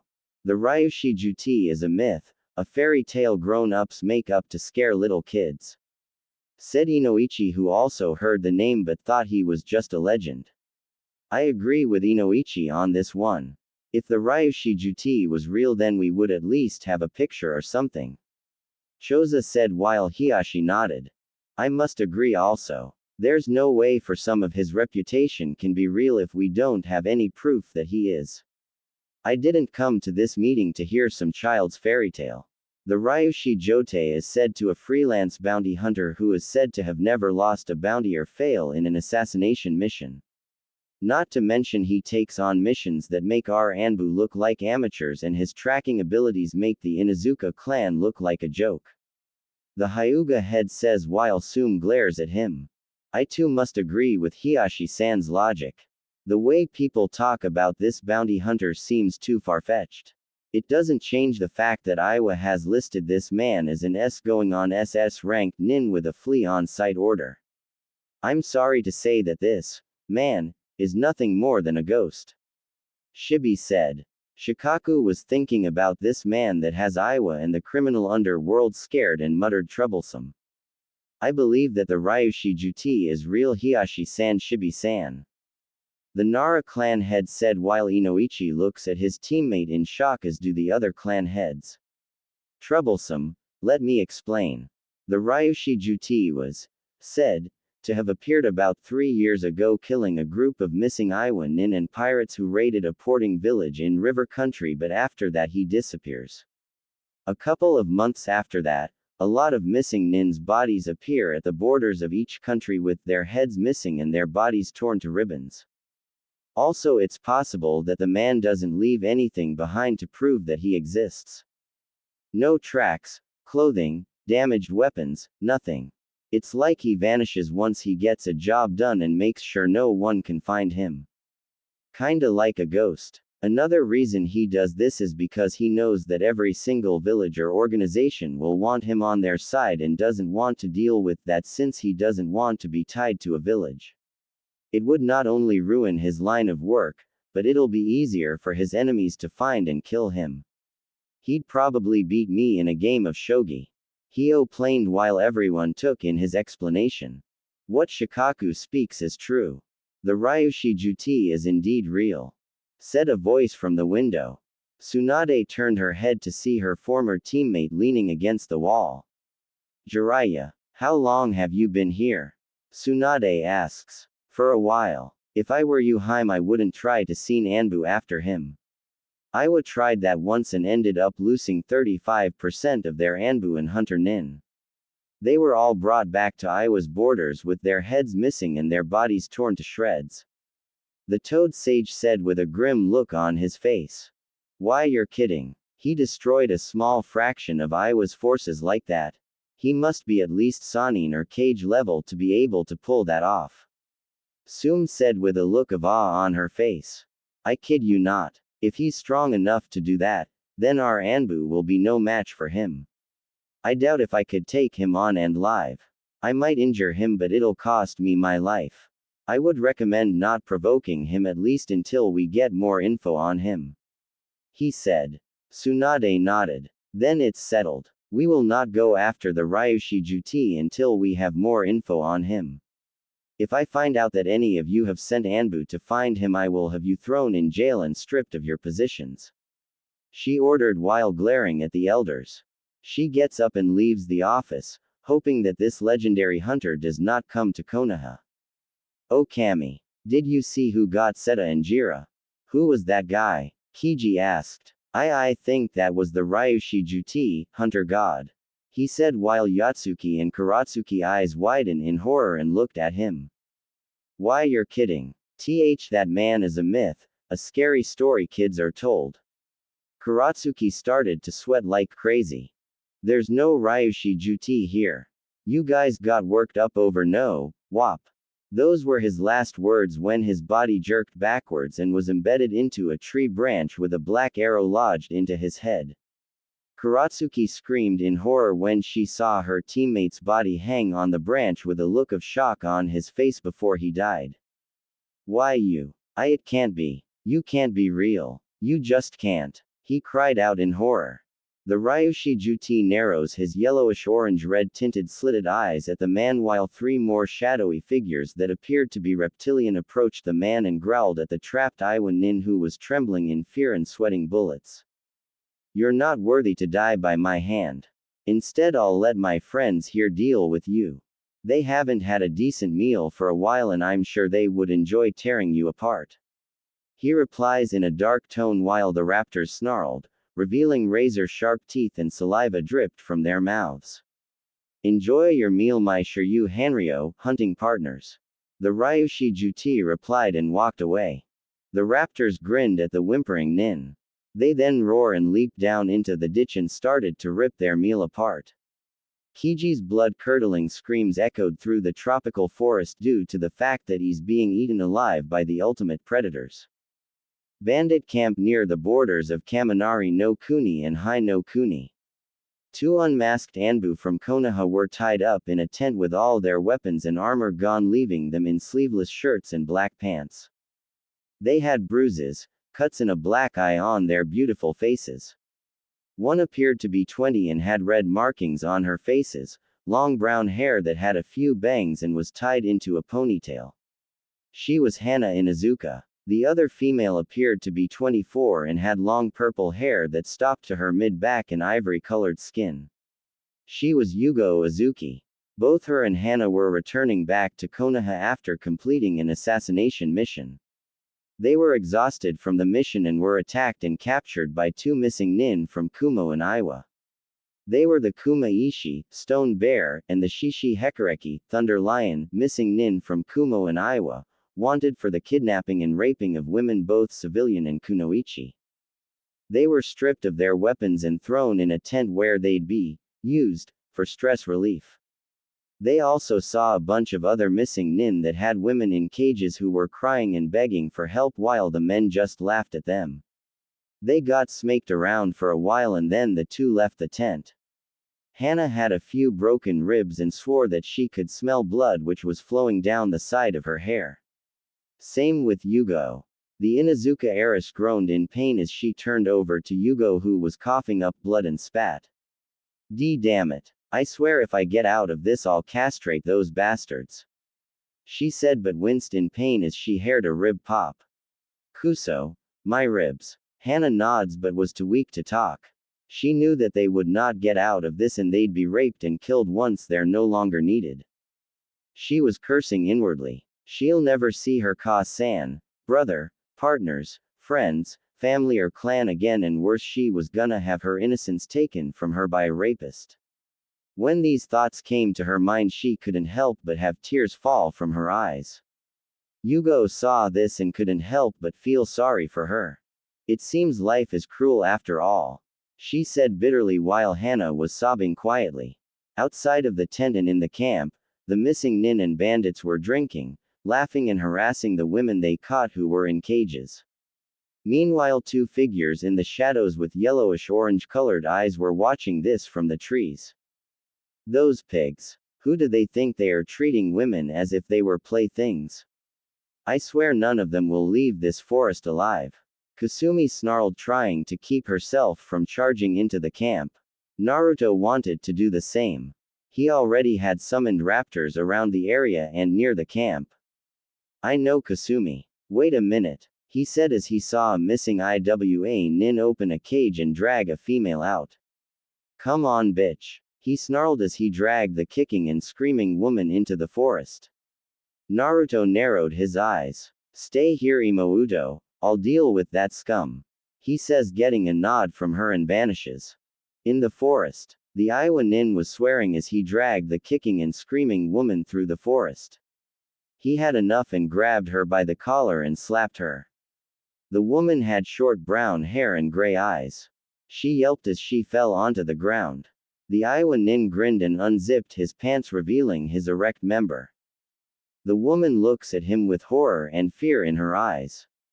Don't worry. You'll enjoy this he said. The Iowa nin was about to make his way towards the frightened woman until his body jerked. He looked down to see a blade that was coated with his blood going through his chest. He coughed up blood as the blade was twisted and removed from his body, and the nin fell to the ground and remained motionless. The woman looked up to see a masked hooded figure with yellow-orange slitted eyes staring down at her with what looked like a hilt-less sword with cutouts, teeth-like serrations on the front and back, and a piercing point. He then flicks the blood off the sword and sheathes it. The woman whimpered and curled up into a ball when he walked towards her and knelt down. Are you all right? He asked in a concerned tone. She just looks at him for a while and nods. Good. Now go. There's a town not far from here. You should be able to get shelter. He said and got up only for her to reach out and grab his arm. Thank you, she said and kisses him on the cheek and runs off. Naruto sighs and then leaps into the trees while a raptor's head appears from a bush and grabs the dead nin by the head with its teeth and drags it away. Kasumi was watching another nin urinate in a bus and she pulls out a black combat knife. She lands behind him and before he could react, she shoves the knife into his groin hard. He was about to let a scream but she covered his mouth with her hand and jerks his head to the left hard, snapping his neck. He falls to the ground and gets dragged away by another raptor. Kasumi wipes the knife off with a leaf and leaps back into the trees. Naruto was making his way through the tree branches and stops when he sees 4 Iowa chunin guarding a cage that had 5 women in M. He pulls the same blade out and leaps off the tree and grabs a branch with his left arm and swings around it once and lands on it. He then leaps off it and into the air and descends towards his targets with the sword raised. One chunin looks at his shadow and sees it get bigger. He then looks up into the air to see a hooded figure come down at him with a blade raised and gets sliced in half by Naruto as he lands in a crouching position, causing the women who saw it scream. The other chunin doesn't even a chance to react when Naruto removes his head from his shoulders. He stabs the other chunin through the heart and leaves his blade embedded in his body and grabs a chunin who tried to escape and alert the others by his collar, pulls him forward and knees him hard in the spine which snapped in two, ending his ability to walk. The nin tries to scream out in pain only to have his mouth covered by Naruto's hand who pulls out a survival knife and slits his throat. Blood seeps out of the gash from his neck and the Iowa nin's eyes rolled up into his sockets and dies. He sheathes his knife and walks towards the still shocked chunin who still had the blade in his heart. "Our Ryushi Juti," was all he said when Naruto yanks his blade out hard, causing blood to fly off and decapitates him. The headless body falls to the ground and the head rolls around for a second then stops. He then walks over to the cage that had 5 girls in it and rips the lock off the door and opens it. "Go," was all he said and vanishes in a blur. The women waste no time and run before more came. 5 large Komodo dragons appeared from the bushes and dragged the carcasses away to eat. Kasumi just took down 2 Junin and 3 Chunin with what looked like a naginata with the head of a dragon that had its mouth opened and was holding the silver blade. She then seals it back into a seal she had on her wrist and then runs over to a bush, pulls her mask down over her mouth and vomits. She then coughs a few times and breathes slowly. Naruto then appears beside her and rubs her back slowly. "You alright?" he asks her and she nods as she puts her mask back on over her face. "Let's get this over with. I've already stabbed and castrated half of them in the groin and if I have to do it again I'm gonna lose it." Kasumi mumbles while Naruto chuckles. "Well then let's finish this," he says while 2 raptors appear in front of them. They were 6 feet tall and weighed 200 pounds. One was a reddish-orange color with black stripes all over and a white underbelly. Its eyes were orangish-red and had slitted pupils. Razor-sharp teeth were in its mouth and also had pitch-black claws on its arms and feet and white spiky quills started from its head to the back of its neck. The other one was white with greenish-black stripes and green slitted eyes. Inform the others to get ready to attack the camping site when I do that jutsu, but don't harm the females. Naruto ordered. The two raptors growl lowly and nod, then vanish into the forest. Let's get started, he said, and performs two hand seals. Kurigakur no jutsu, hidden mist technique. He muttered in a low voice. Meanwhile, the Kuma Ishi, Stone Bear, and the Shishi Hekareki, Thunder Lion, Guro and Majima walked into the tent where Hana and Yugao were in and grinned with lust in their eyes. Guro was bald and wore a brown flak jacket with no shirt and brown pants. He had 3 scars going down the right side of his face. Majima had wild spiky short hair and wore an outfit similar Goro's, only he wore a gray flak jacket and pants and a black shirt. You two put up one hell of a fight when we brought you in. Guro said as he leered at Hana, who was shivering as he kneeled down next to her and traced his hand from her neck to her chest and stopped there and squeezed it. Hana whimpered when he did that while he chuckled. Yugao, whose face was cupped by Majima, glared at the man with all the hate she could muster. You shouldn't glare, cutie. That look makes you appear ugly. Come on, let's see a smile on that pretty face. He said, only for her to spit saliva and blood on his face. He wipes it of his face and a look of rage appears on his face. He smacks Yugao hard, making her fall to the ground face first. He then kicks her in the ribs, making her hiss out in pain. You bitch. I tried being nice, but now you're gonna get put in your place, and that is as a slave, you whore. He snarls and turns her on her back.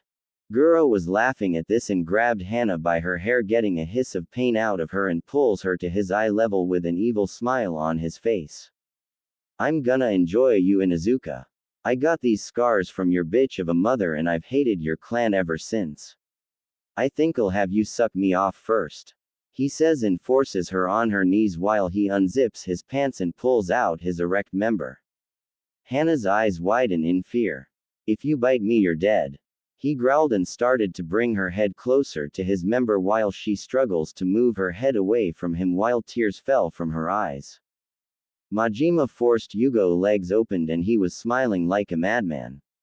I hope you're a screamer, wench, he said, and started to undo her pants. Meanwhile, a mist surrounds the camp, shocking everyone. What the hell? Where did this mist come from? Aiwa Chunin asked while everyone got up and looked around. A deep dark chuckle surrounded the area, and so did a bunch of growls and snarls. You fools dare to enter my forest and defile women for your sick pleasures. Unforgivable. The Ryushi Juti will make you pay for your transgressions. He said while releasing killer intent, causing them to freeze up and sweat like crazy. Oh Kami. The Ryushi Juti. We're dead, we're all dead. And Aiwa Nin whimpered. That's when a bunch of red, green, yellow, and orange slitted eyes appeared throughout the mist. Now my Ryushis, hunters, kill them. Let their flesh satisfy your hunger. He roared, making them all go pale as the eyes roared at his command and attacked while their screams echoed through the campsite while the females hugged each other and covered their eyes while the sounds of screaming and flesh being ripped apart was heard. In the tent, Guro and Majima were about to claim their prize when the sounds of roaring and screaming was heard. What the hell is that?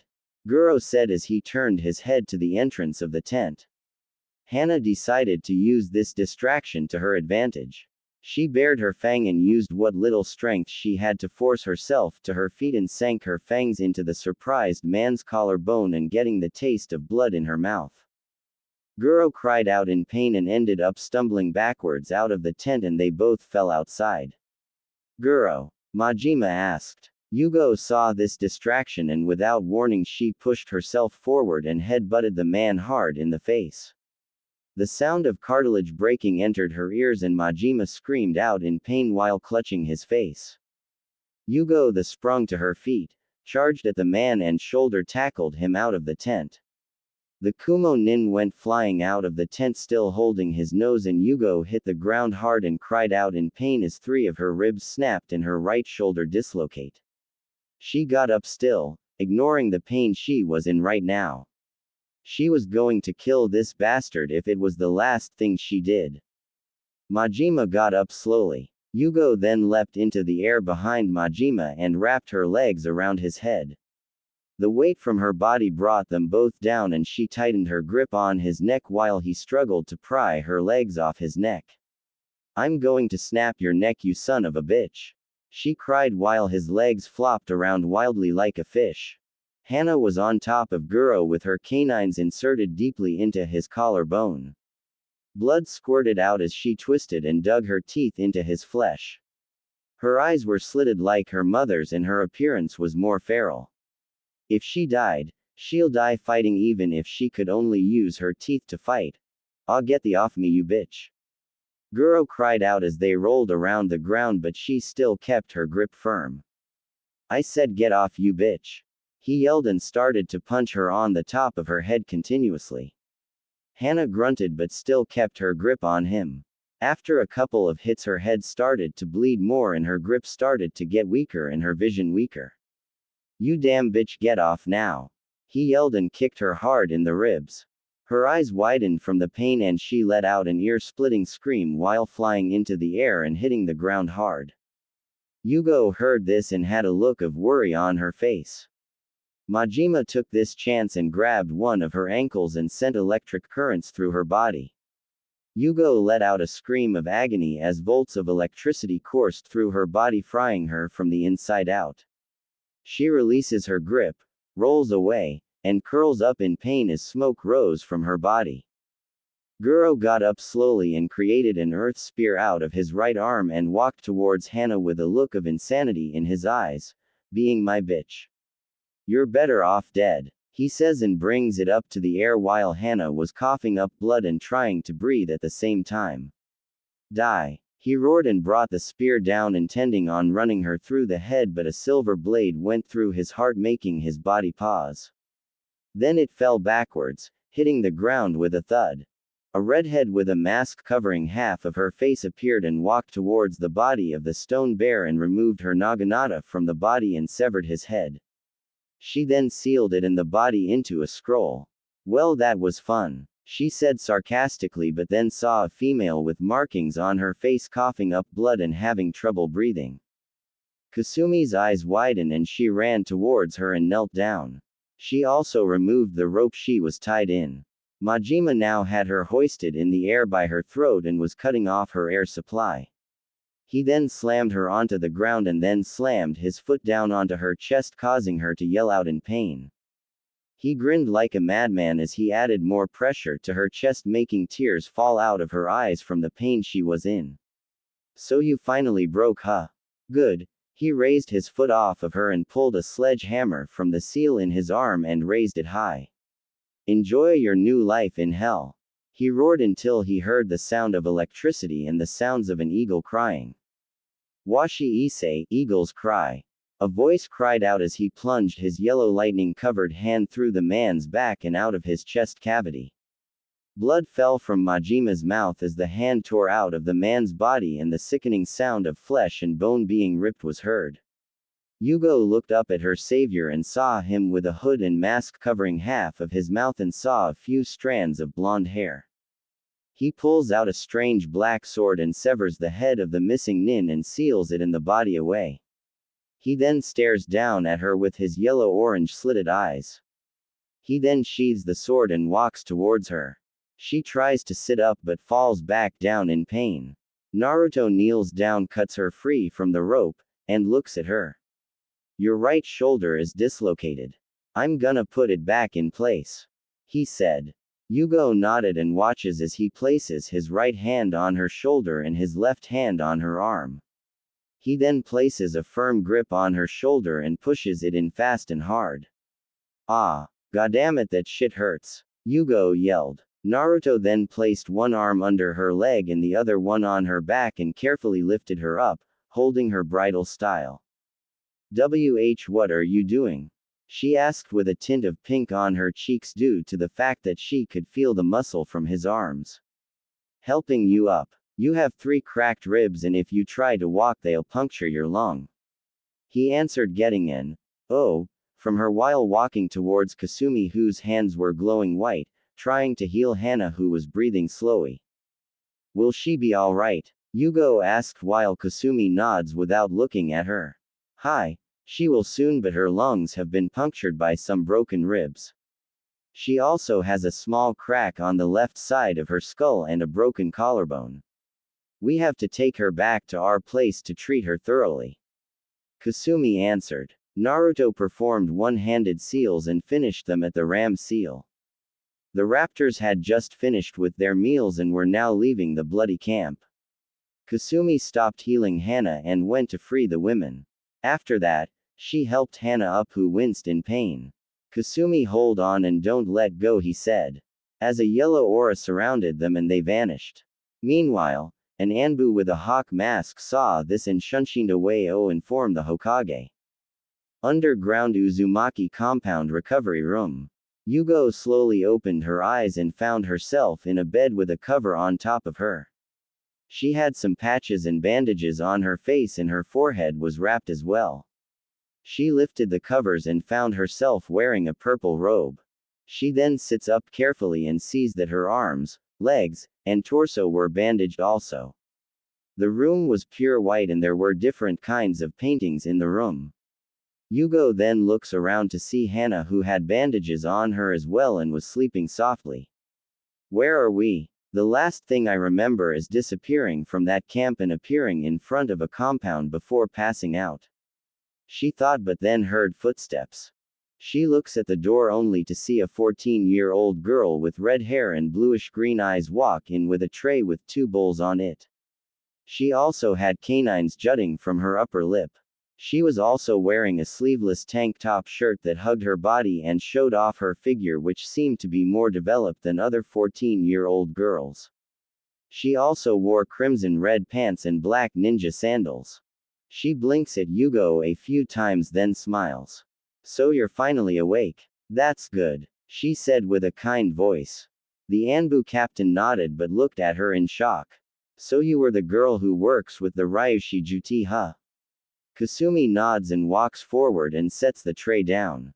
Yes, that was me, she answered, causing Yugao's eyes to bulge. But you're so young, she stammered while Kasumi sat in a chair. So, my brother is stronger and he's only 3 years older than me, she stated while Yugao's mouth hung open. The Ryushi Juti is your brother.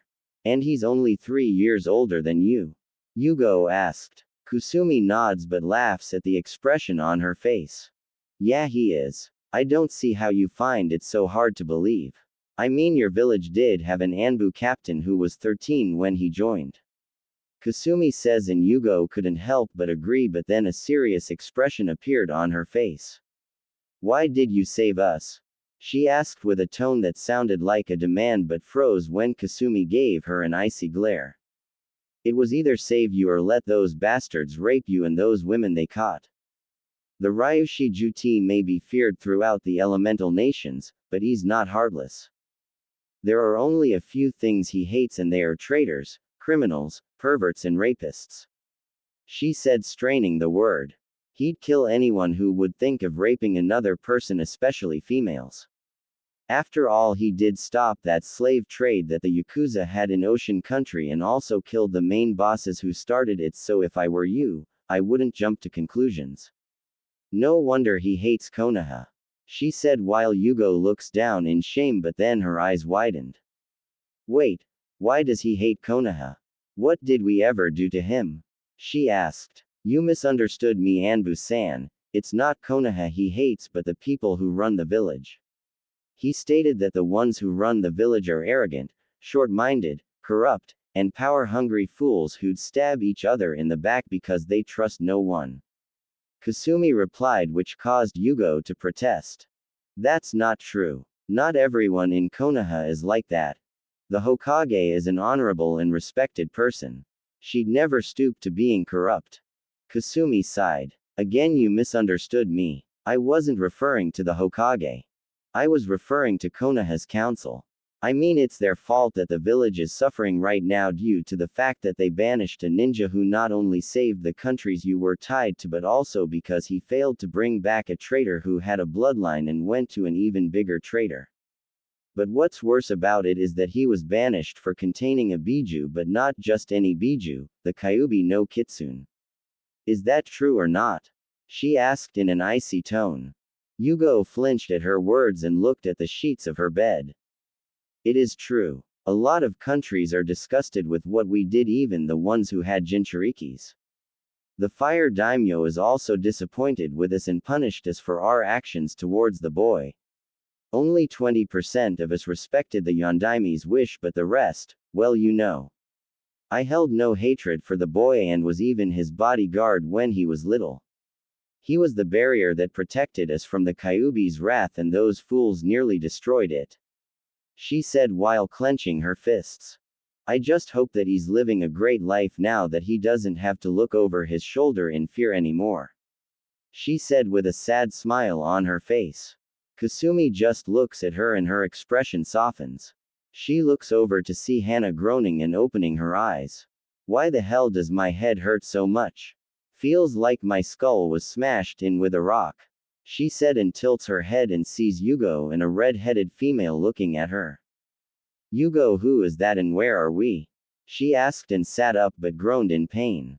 Kami, my ribs hurt. She whined, getting a giggle from Yugao, who also winced since her ribs hurt too. Kasumi chuckles but then gets up from the chair to get the 2 bowls of stew she had and walked over to Yugo's bed and handed her one. Thank you, she said while Kasumi walked over to Hana and gave her the other bowl. Thanks, Kasumi. Glad you're still with us, Inuzuka-san. She replied while Hana gave her a small smile. Just call me Hana, Kasumi. She replied, getting a nod from the girl. Do you have any aspirin? My head is killing me. Hana asked while the redhead pulls a bottle out of her pocket and hands it to her. Thank you, she says, popping the bottle off with her thumb and puts toe in her mouth, then swallows them. She grabs the spoon that was in the stew and scoops it up. She puts the spoon into her mouth and slurps the stew off and swallows it. Her eyes widen from the taste. Oh Kami, this is great, she said and eats more of it. Yugao does the same and her eyes widen as well. Oh wow, my taste buds are dancing. Did you make this? She asked while Kasumi shakes her head. No, my brother did, she answered, getting shocked looks from them. Your brother cooks? Hana asked, shocked that a male could actually cook. Yep. He can practically cook anything from scratch. He can also clean, sew, garden, and can also make his own clothes. He's much better than mom because he doesn't leave holes in my pants, she said with a small blush on her face while Hana and Yugo's eyes were the size of dinner plates. Hana returned to normal and asked, is he close to my age and is he single? She asked with stars in her eyes. Hana. Yugao yelled out but also couldn't help but wonder the same thing. You know, for 2 women who had just recovered, you sure do have loud voices, said a blonde male who walked in the recovery room. He was 6'0" and wore a black sleeveless muscle shirt that hugged his body like a second skin, showing off his chest and abs as well as his arms that were muscular but not overly muscled. He also had tattoos that looked like black claw marks on his right arm. His mask was gone, showing off his masculine face. He also had canines jutting from his upper lip and had deep blue slitted eyes, and his hairdo was similar to the Yondaime's, but he had red highlights in his bangs. He also wore black Anbu cargo pants with 2 belts around his waist and Anbu-styled sandals that stopped near his knees. Yugao and Hana couldn't help but blush at the blonde male's appearance. Wrapped around his neck was what looked like a blackish-brown scarf, but it was actually a ferret. Kasumi looked at her brother and sighs. A red blur zips past Naruto and leaps onto Kasumi's shoulders and licks her cheek, getting a giggle from the girl. It was Benihime. Beni-chan, did you miss me? Kasumi asked the 2-tailed kid who yipped and nuzzled her cheek while she scratched her behind the ear. Naruto groans while the ferret unwraps herself from his neck and leaps off his shoulder and lands on Yugo's lap. Yugao stopped ogling Naruto and looked down at the ferret that stared at her with her silver gray eyes and squeaked while tilting her head to the side. The female swordsman had to suppress a kawaii when it looked at her. The ferret then crawled up her arm and onto her shoulder, and then licked her face. Ah, she likes you, Yugao. Hana said, but was inwardly fuming because she wanted the ferret to lick her face also. Yugao let out a giggle and rubbed her finger under the ferret's neck gently. Naruto raised an eyebrow at this. Wow, I've never seen Hanon act like that with a stranger before, he said while Hanon snuggled into Yugo's arm and purred when she stroked her back. Hana was pouting at this and wanted to hold the cute ferret. Kasumi saw this and giggled. Benihime leapt off of her shoulder and ran to Hana's bed and laid in her lap, shocking the girl. She then stroked the fox's ears and she purrs. Why does this fox have two tails? Hana asked and Naruto answers. She was born with them. Her mother had 3 tails though. She won't gain it until she turns 2. Benihime looks at him and glares. Don't give me that look, fox. You know I'm right, he says while she yips at him and lays her head back down. Cranky fox. Anyway, I'm afraid you two will have to stay here for a while. Your injuries were very serious when we rescued you, especially yours, Hana. 3 of your ribs snapped and punctured your lungs, which caused some serious internal bleeding. You also had a crack in your skull and a nasty gash was on the back of your head. Kasumi managed to stop the internal bleeding, but we had to pull the broken ribs that were in your lung carefully and then had to regenerate the cells in it. Your ribs will take 2 weeks to heal and your skull will take a couple of days, but you'll suffer from minor headaches for a while, so try not to think too much, he said in a joking manner, only to get smacked upside the head by another redhead that walked in wearing a black mesh shirt and red pants. Don't be a smart Sochi, she said while Naruto rubbed his head. Yugo's eyes widened when she saw the woman who she thought died. KK Kushina sensei, she asked while Kushina looked at her then smiled. She walked over to Yugo, who had tears form in her eyes until the Uzumaki was a few inches away from her. Hey Yu-chan. It's been a while, she said. Yugo pulled her master into a hug and sobbed into her shoulder. Kushina returned it and rubbed her back with her hand. Hana's eyes widened. She was looking at Kushina Uzumaki, the aka Arashi and strongest kunoichi, who was on par with Tsunade. Yugo and Kushina released each other. Sensei, I thought you died when the Kyuubi attacked, she said while wiping her eyes with her sleeve while Kushina shook her head. No, I didn't. I left because Sarutobi told me that my son died, she said, saying Sarutobi with venom in her voice. Hana blinked in confusion. Wait, you had a son? Who was he and who was the father? She asked, and that's when Naruto walked up. Me. Can you guess who my father was? Naruto asked while Yugo and Hana looked at him and their eyes became big. No way. You're the son of the Yondaime. Oh Kami. Konoha banished his son. What have we done? Hana said with a look of dread on her face. Naruto just chuckles. Imagine the village's surprise when they find out that I'm not only the Yondaime's son but the Ryushi Juti, he said while their jaws dropped to the ground. You're the Ryushi Joutei. Yugo yelled while Nato nodded. Yep. So who is she, sensei? Yugo asked, pointing to the 14-year-old. My daughter Kasumi. I had her I got remarried to another man. He's not here right now.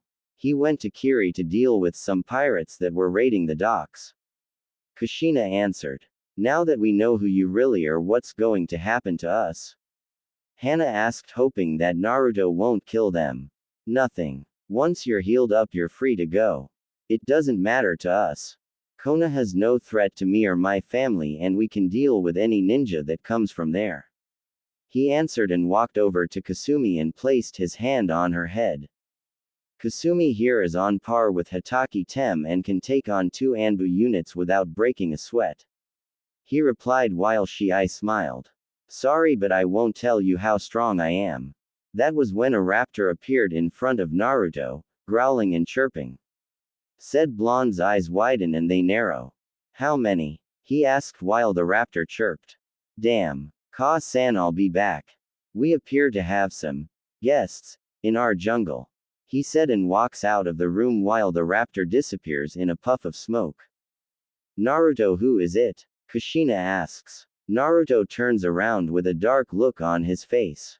Konoha nin, he answers while his eyes went from deep blue to yellow-orange. Kushina's eyes widen and her eyes narrow. Take Kasumi with you and deal with them. Try not to kill them though. Break them in half if you must. She said while Naruto nodded. Let's go Kasumi. We have trash to throw out. Naruto called out and his Emotu ran out of the room saying, "Hi," and runs past him to get her gear.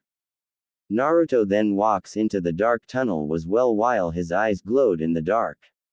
Meanwhile, several Konoha nin were running through the dark dense jungle.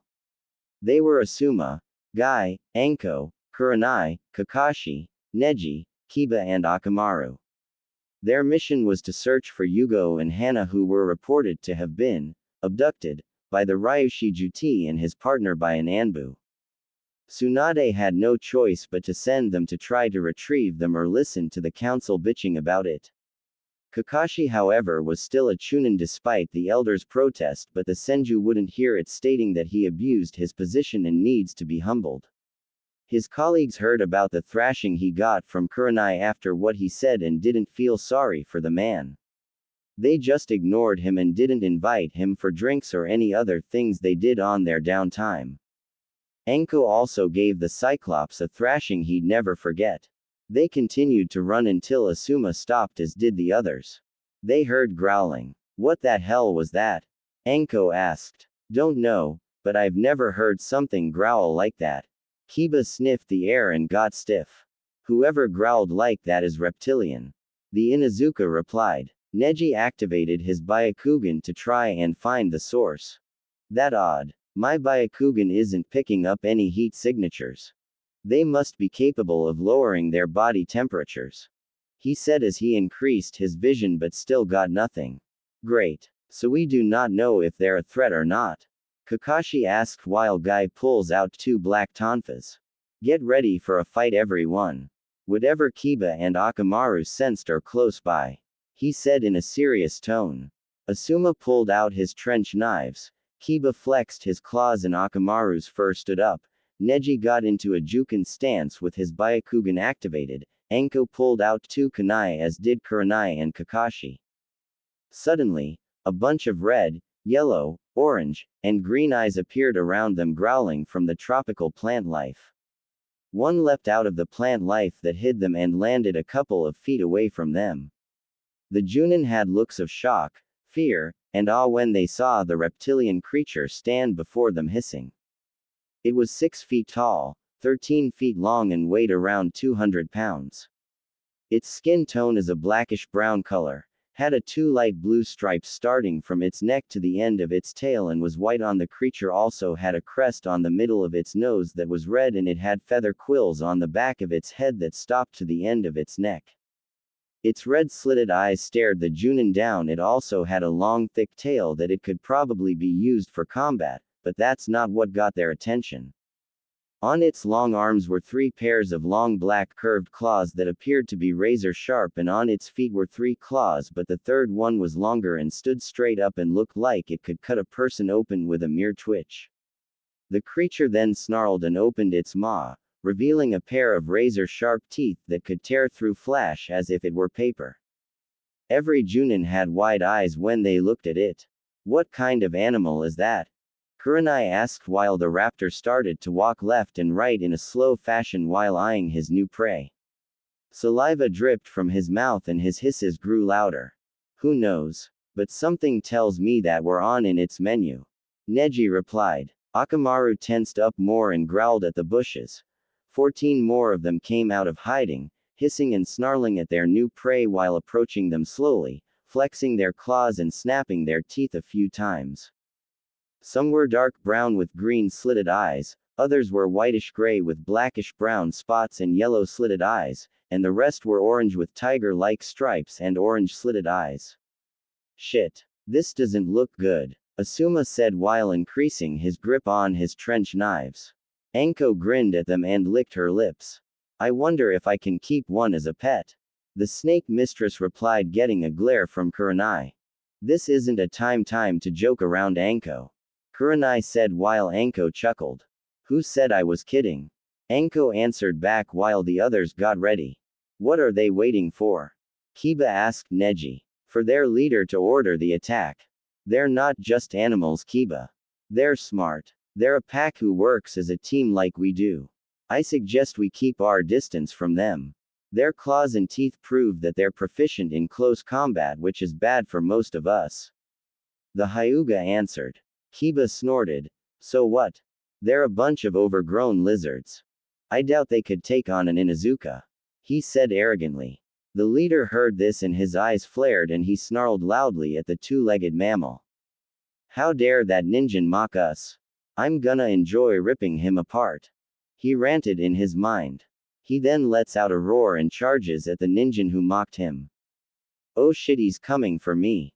Kiba cried out as the predator moved at a speed that seemed impossible for a creature its size. Guy moved between the raptor and Kiba and swung the tonfa he had in his right arm at him.